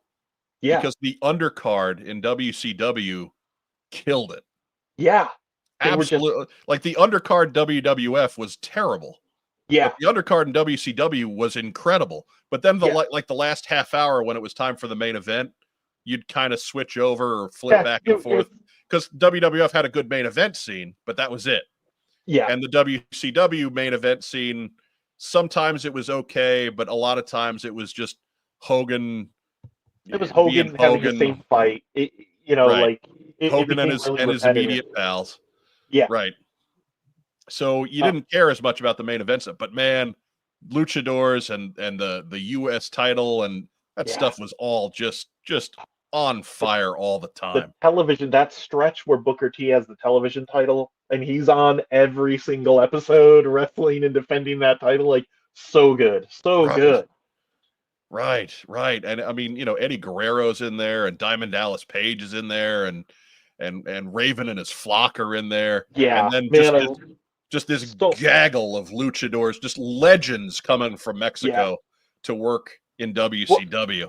What always hurt WCW back then was that they it seemed like they didn't have follow through and a place to go at the end with all of that stuff. They had this great product, they had this great talent, and then they didn't know, and then it became like Jericho, who I think is one of the greatest wrestlers of all time in history. Right. Like his act, I love Crybaby Jericho, like when he's such a great heel with his temper tantrums and all that stuff. Like he's so good at it. And then but even he got stale somehow because he was only ever allowed to fight for the cruiserweight title. And it was like he deserved shots at bigger things at WCW. So sure enough, when he left, when Eddie Guerrero and Benoit and all that, when they all left and stuff, they had these great shots. And honestly, that initial influx of WCW guys that went to WWE shifted WWE a lot in how they were presenting their show. Yeah, and suddenly their mid card got a whole lot deeper and a whole lot better in the ring. Yeah. Now, like for a long time, WWF, I used to say the only guy worth watching was D'Lo Brown because he was the only one that could wrestle a match. But then suddenly, Dean Malenko's in there, and Chris Benoit's in there, and Perry Saturn, who never got his due, is in there. Awesome wrestler, Perry Saturn, and of course Eddie, and so and if they got big enough, they actually had a place to go. Like those guys got to a point where in WCW, the only guys who broke through, who truly came from the bottom of the card, the only guy that really broke through ever was Diamond Dallas Page. Yes. And so, Goldberg kind of it kind of came out of nowhere, so he almost doesn't count. And he was a plan. Like he was always going to be Bill Goldberg. Like was they made that monster. And, that was world title or bust. So yeah. You had an Eddie Guerrero and you had a Chris Jericho and you had a Raven and you had guys that got legitimately huge heat that had nowhere to go. Yep. Nowhere to go. That's like, there's no reason guys like Raven and Eddie Guerrero and Jericho shouldn't have been fighting for that world title at WCW. Right. At least in the mix. I mean, I get it if they don't all win it, but they should have at least been in the mix. Well, that's the unfortunate thing. One of the biggest things, I loved Hogan's heel turn. I loved hating the NWO back then. Like, it was so much fun. Yeah. To it was kind of heartbreaking to find out in life that the real Hogan was the Hollywood version, and that really sucked to Right. learn. You know, like He was actually worse than that, right? I know, He was like, actually worse. that's actually a good version of him. Like, wow. But Yeah. again, even then, the NWO logo, the NWO angle, like, it was, their whole point was that they were going to take over WCW, and then there was this whole plan supposedly that they were going to take over Nitro, and WCW was still going to have Thunder. But like, then where do you go? Like, what's Right. your plan here? I'm not sure what even the plan with NWO, which was probably the biggest thing that that came out of WCW, so big that WWE immediately copied it with DX. Like, what do you do when NWO takes over WCW? Like, where's your story going from here? Because Right. I don't think you thought this out. Right. And more or less it did. And I get it. Like in 96 and in 97, that story was that hot. Okay. Yes. I understand for that 18 months, you were just Yeah. printing money, and I understand why it was there. But I'm saying after Starrcade 97, with that Yeah. screwy Sting Hogan title match, Wow. like it needed to end there. Such a bad match too. Or at least take a step back at that point and no, they doubled down and they made it impossible for themselves. Like they were a victim of their own success because now Hogan and the NWO aren't going anywhere. And there's everybody on the undercard just got choked out. Yep. So yeah, it was again, victim of their own success and their own turned hubris. into the Clone Saga. It really did. They didn't. It was making money, and they didn't know how to end it. Yeah. Yeah. So sometimes and also Carnage was there. Yeah. No, man, that was just Crowbar. Oh, okay. Crowbar. Man, I just. By the way, I just watched that Dark Side of the Ring about Daphne, who's one of my favorite.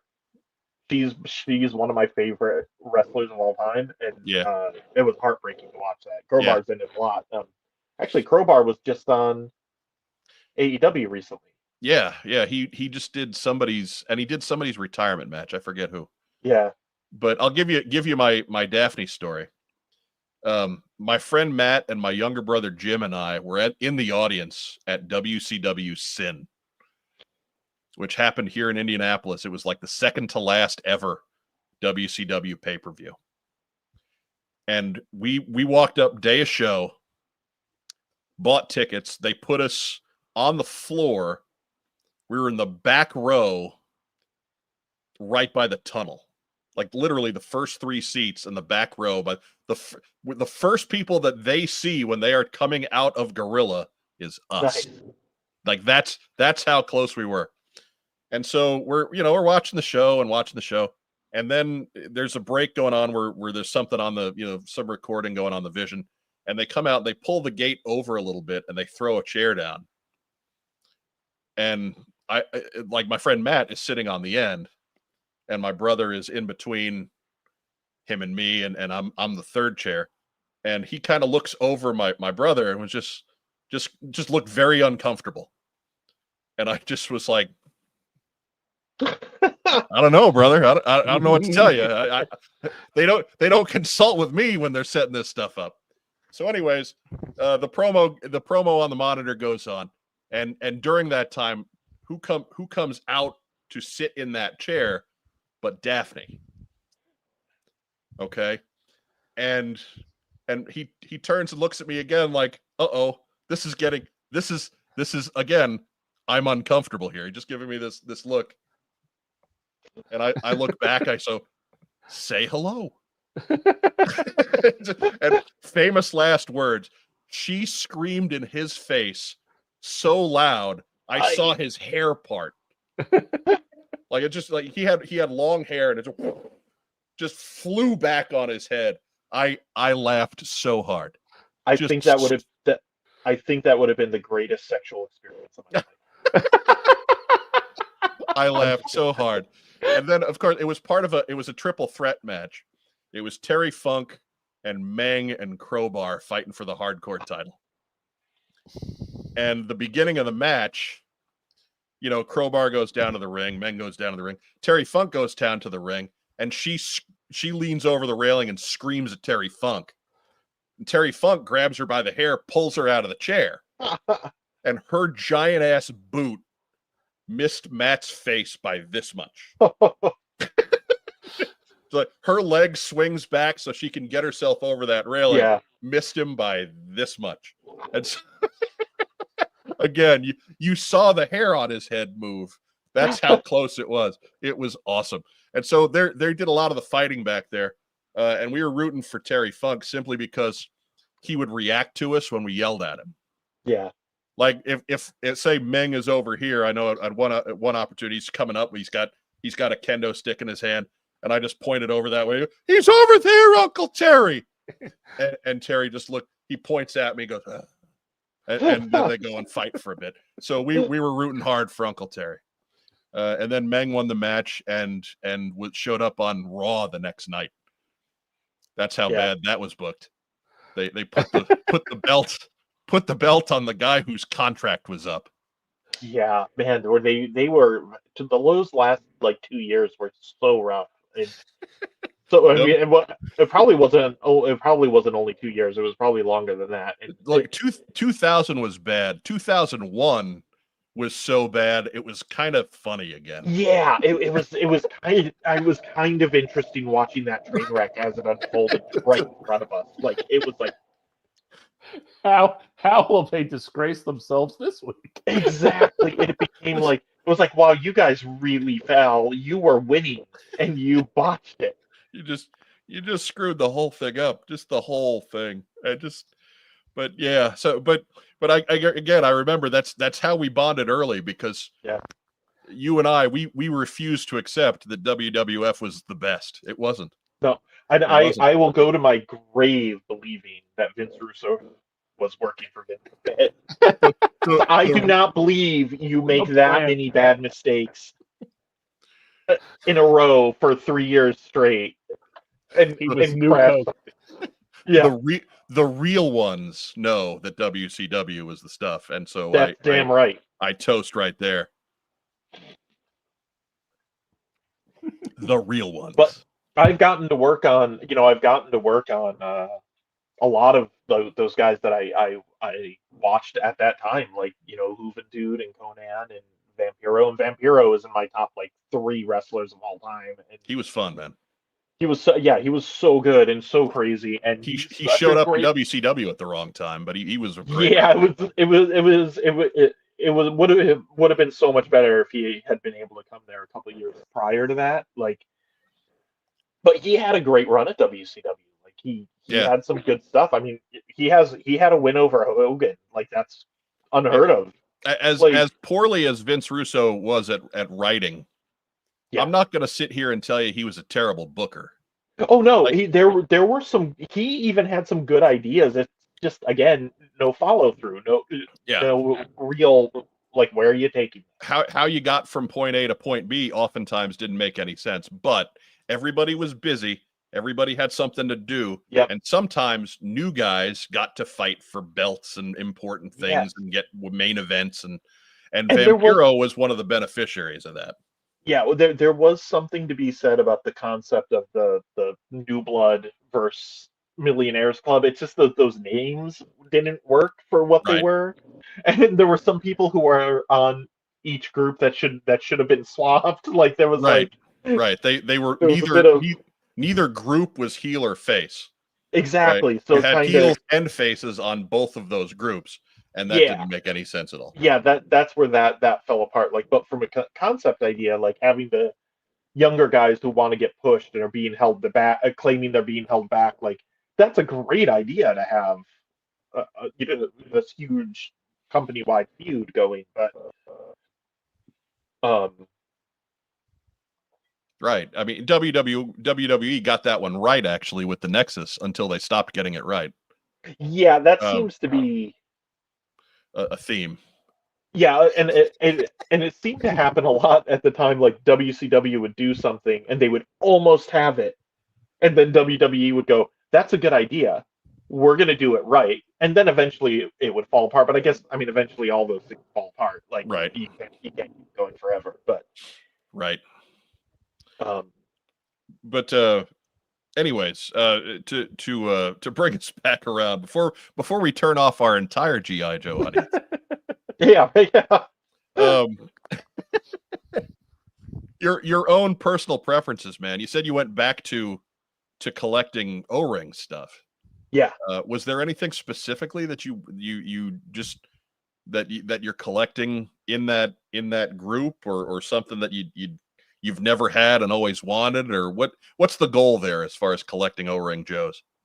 I just like it's interesting because I kind of shifted to mostly picking up the O-ring figures between 97 and 2007 or whatever, I think like when 25th started, like the Toys R Us exclusive stuff. And yeah, a lot of that stuff, because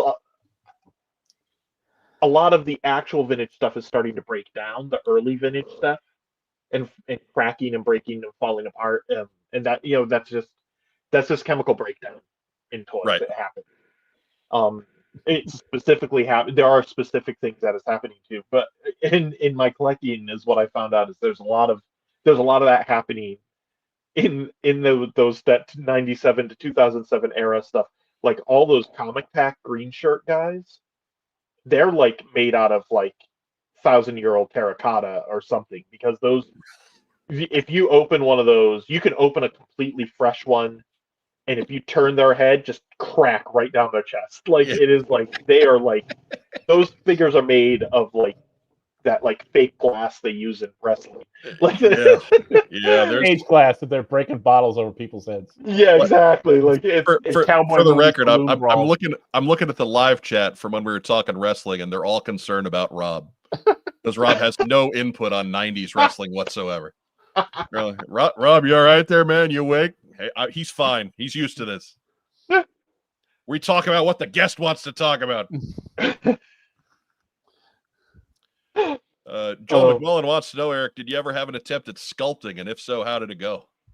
No, I mean, back when I was a really like prolific like customizer in the late 90s, early 2000s and stuff like that, I did a lot of like, like fan, like kind of hobby sculpting, like adding longer hair and stuff like that.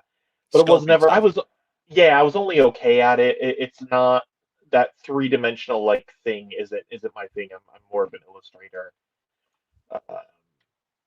And the digital sculpting definitely isn't my thing. My brain cannot wrap around the program, the way the program, like, your brain has to actually be able to like kind of grip that, right, the planes and all that stuff, and it's just not something I can grasp.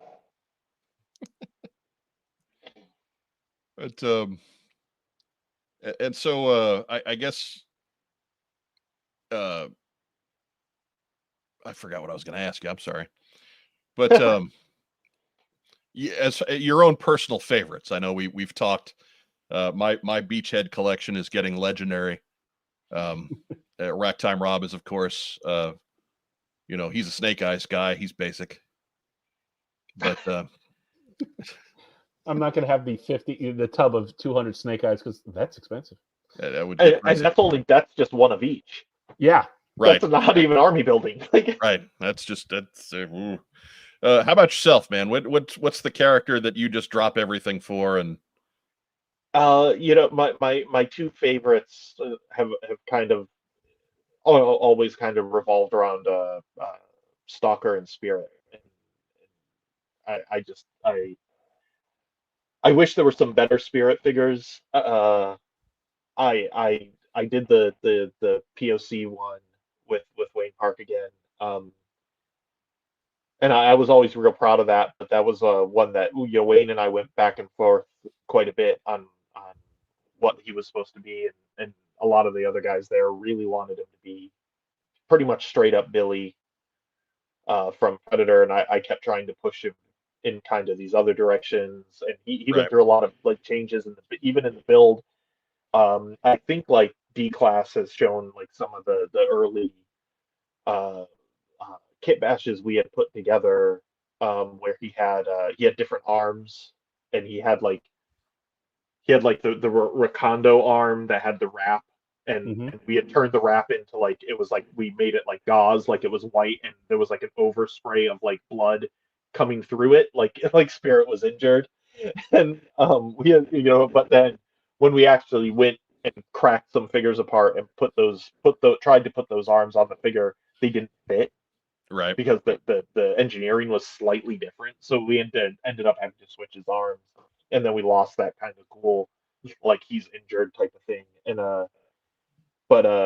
yeah, that figure went through a lot of changes. I know I had done some different illustrations of his hairstyle and his makeup, and then we just kind of settled on the real simple green across the eyes. But I still love that figure. Like he's a great Spirit figure, and I love that nice bright green that figure is. Like, he came out really fun. Yeah, I dug that one too, man. I really dug him. But Stalker's up on my list too, so I get you there. Yeah, it's easy to love Stalker. He's like, what like, for me, I fell in love with with Stalker in that first issue, when he basically lectures the team. Yeah. On, it's our job to do, it doesn't matter what we think. It's our job to, right, let them think, what they want to think. The real heart, the real moral center. Yeah. Of all the craziness that goes on really revolves around Stalker through most of the run of the book. He's the conscience of, yeah, team. he really is, and he's the conscience of the team, and that's kind of how I always saw him. And then he and specifically to that speech, he has another version of that speech in the Sierra Gordo issues, where he and Ripcord and Recondo and Roadblock and Gung Ho like go to rescue Dr. Burkhardt again. Yeah. He has a better version of that speech that's like even more like hard hitting and to the point. Like when he lectures Ripcord about the same kind of concept. And it's that's a great showing of like the evolution of Larry Hama's writing. Even at that time, like a couple years later, he kind of revisits that point and knocks that out of the park even better than he did the first time. Like, right. I also like the bit after him and Quick Kick and Snow Job. They were held in the gulag for however many months, and they just got back, right? Yeah. And the other Joes had been given Outback a hard time because they thought he left them behind. Because he was a redhead. And a ginger, a filthy ginger.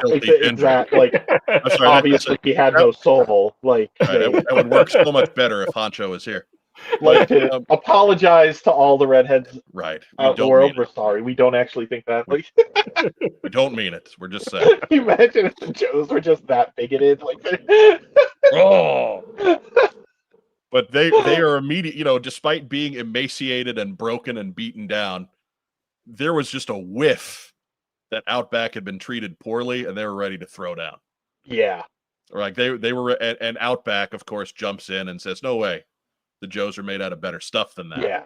So everybody looks good in that one, except for, the Joes that were giving Outback a hard time. Mostly Leatherneck, who rarely looks good in any situation. He's always so awful. He's kind of a jerk. Yeah. The legendary red ass of the G.I. Joe. That's all right though, because you need that guy, otherwise your book goes stale. Yeah, you need that guy. He played well off of Lifeline all the time, in both the cartoon and in the comic. Like, yeah, he was one of the better actual characters in the cartoon when they weren't playing him for straight comedy. Yeah, they actually did some really good Leatherneck episodes. Yeah. In season 2 of that Sunbow run. Don't want to go out drinking with the guy. No. Don't want to hang out with him. No, but I'm okay with him laying down cover fire for me. Yes. You can respect him. Yeah. But We've kept everybody a long time, Eric. So I don't necessarily Yes, want to pose another question at you. But is there something that we're missing? What do you want us to know about Erik Arana and perhaps where he's going to be in the near future and how people can contact him and how much he would love to design toys for you if you sell toys? Yeah, I am available as a freelancer.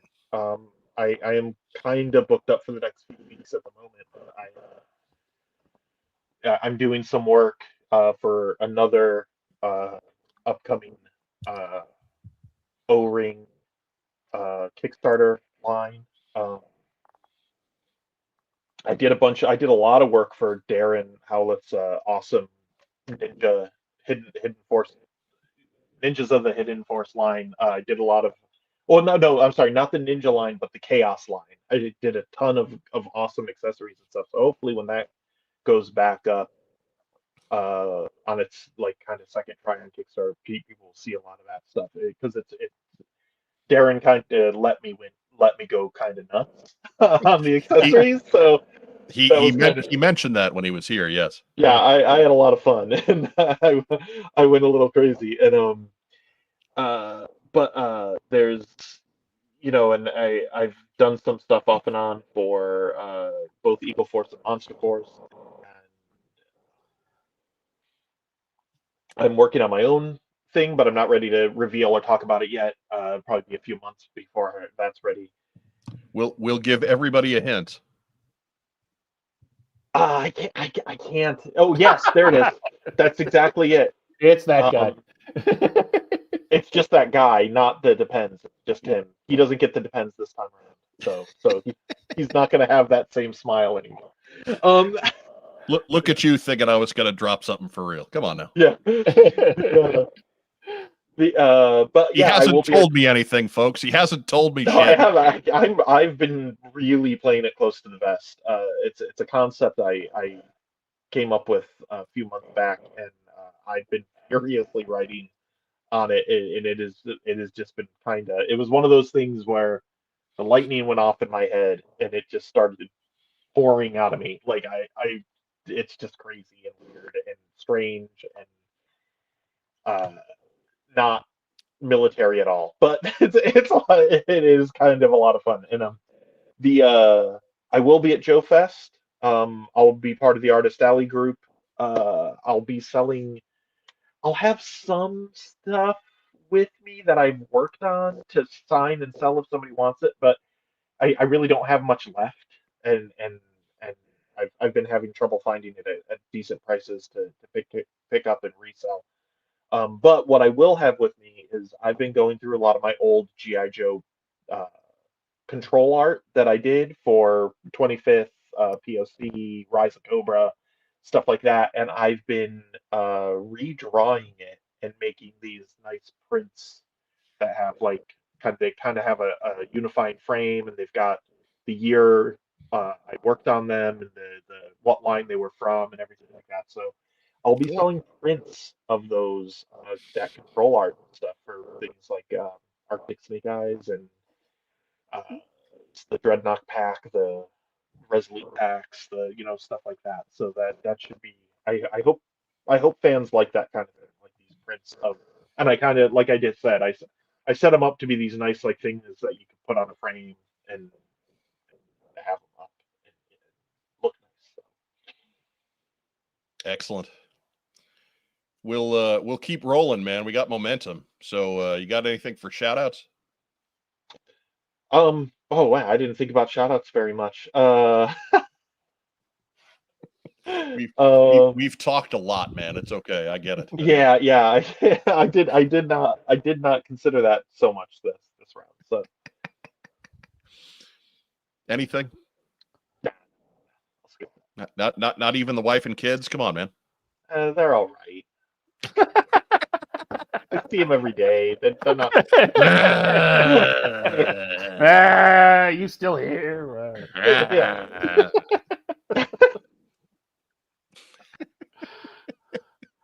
Ragtime Rob, go ahead and give us some shout outs. All right. Well, first off, thanks for coming on tonight, Eric. Thank you for having me. It's good to see you again, and thanks to the studio audience. Yeah. For tuning in, and remember, we're no longer on a West Coast feed. Right. We might as well be at this point, but The West Coast is just tuning in. right. It's they Joel McMullen asking, has Eric plugged his online toy store? Oh no, I have not. No, Thank you no, for you haven't. that's a good reminder. Yeah, tell Araña Toys. Look at Joel McMullen plugging the TAM Right? store. Thank you. Yeah, tell Araña Toys and Collectibles on Facebook and on Mercari. That is kind of the only place I sell.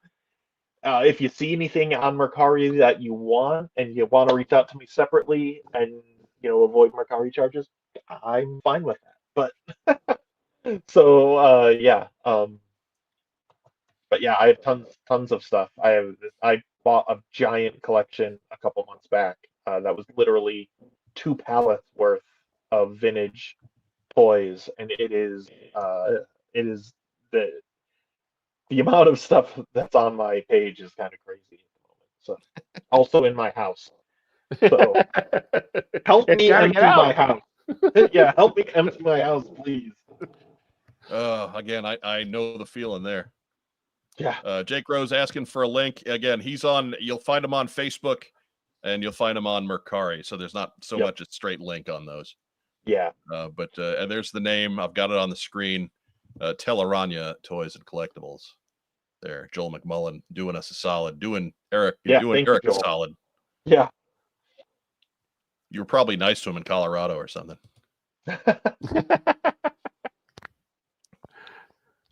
He's in Australia. It's like Tuesday morning at 10 a.m. I'm shocked he's here at all. Wow. I'm sorry, we interrupted Ragtime Rob. What any more shout outs for today? No, that was it. Okay. I will reiterate Rob's shout outs. I'll give a quick shout to, of course, our wonderful guest, Erik Arana. Thank you again. Another round of applause. A shout to all the folks who stayed with us these 2.5 hours tonight. We appreciate you. If you're catching us on replay, we love you too. You count just as much. We understand. We come on at a strange time and we talk forever, and it's not always the best for folks on Wednesday nights. But we love you all the same.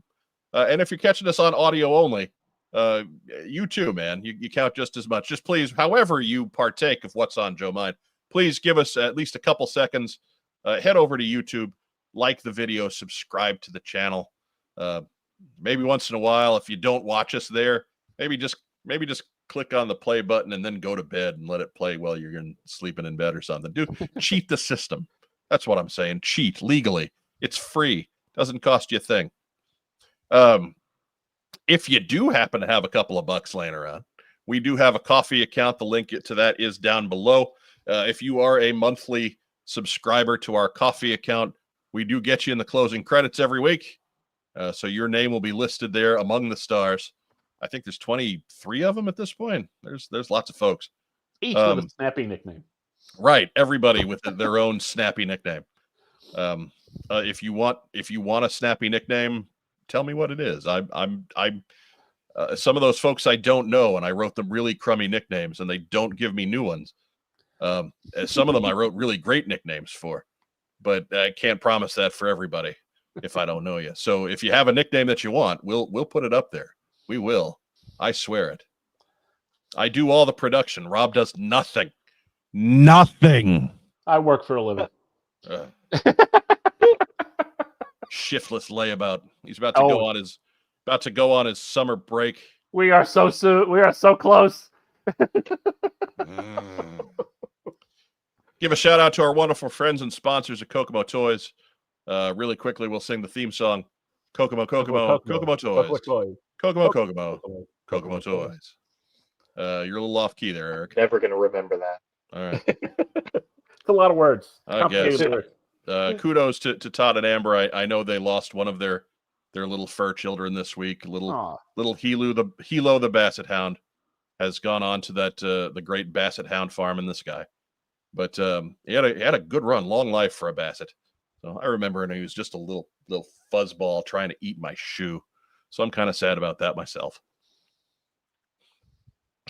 We're old. So very old. Especially Rob, but very old. Anyways, as three people about the same age, and I'm going to split hairs and just throw Rob right under that bus. But and that's what we got, man. That's what we got. Erik, again, a pleasure to have you. Thank you. Anytime. Hey, just let me know when you're free. Lord knows we got time to fill. June's coming. June's coming. Right. Yojo June on the horizon. So I promise there will actually be news at some point. Thank you for sticking with us. Be sure to tune in next week at 9:05 p.m. Eastern.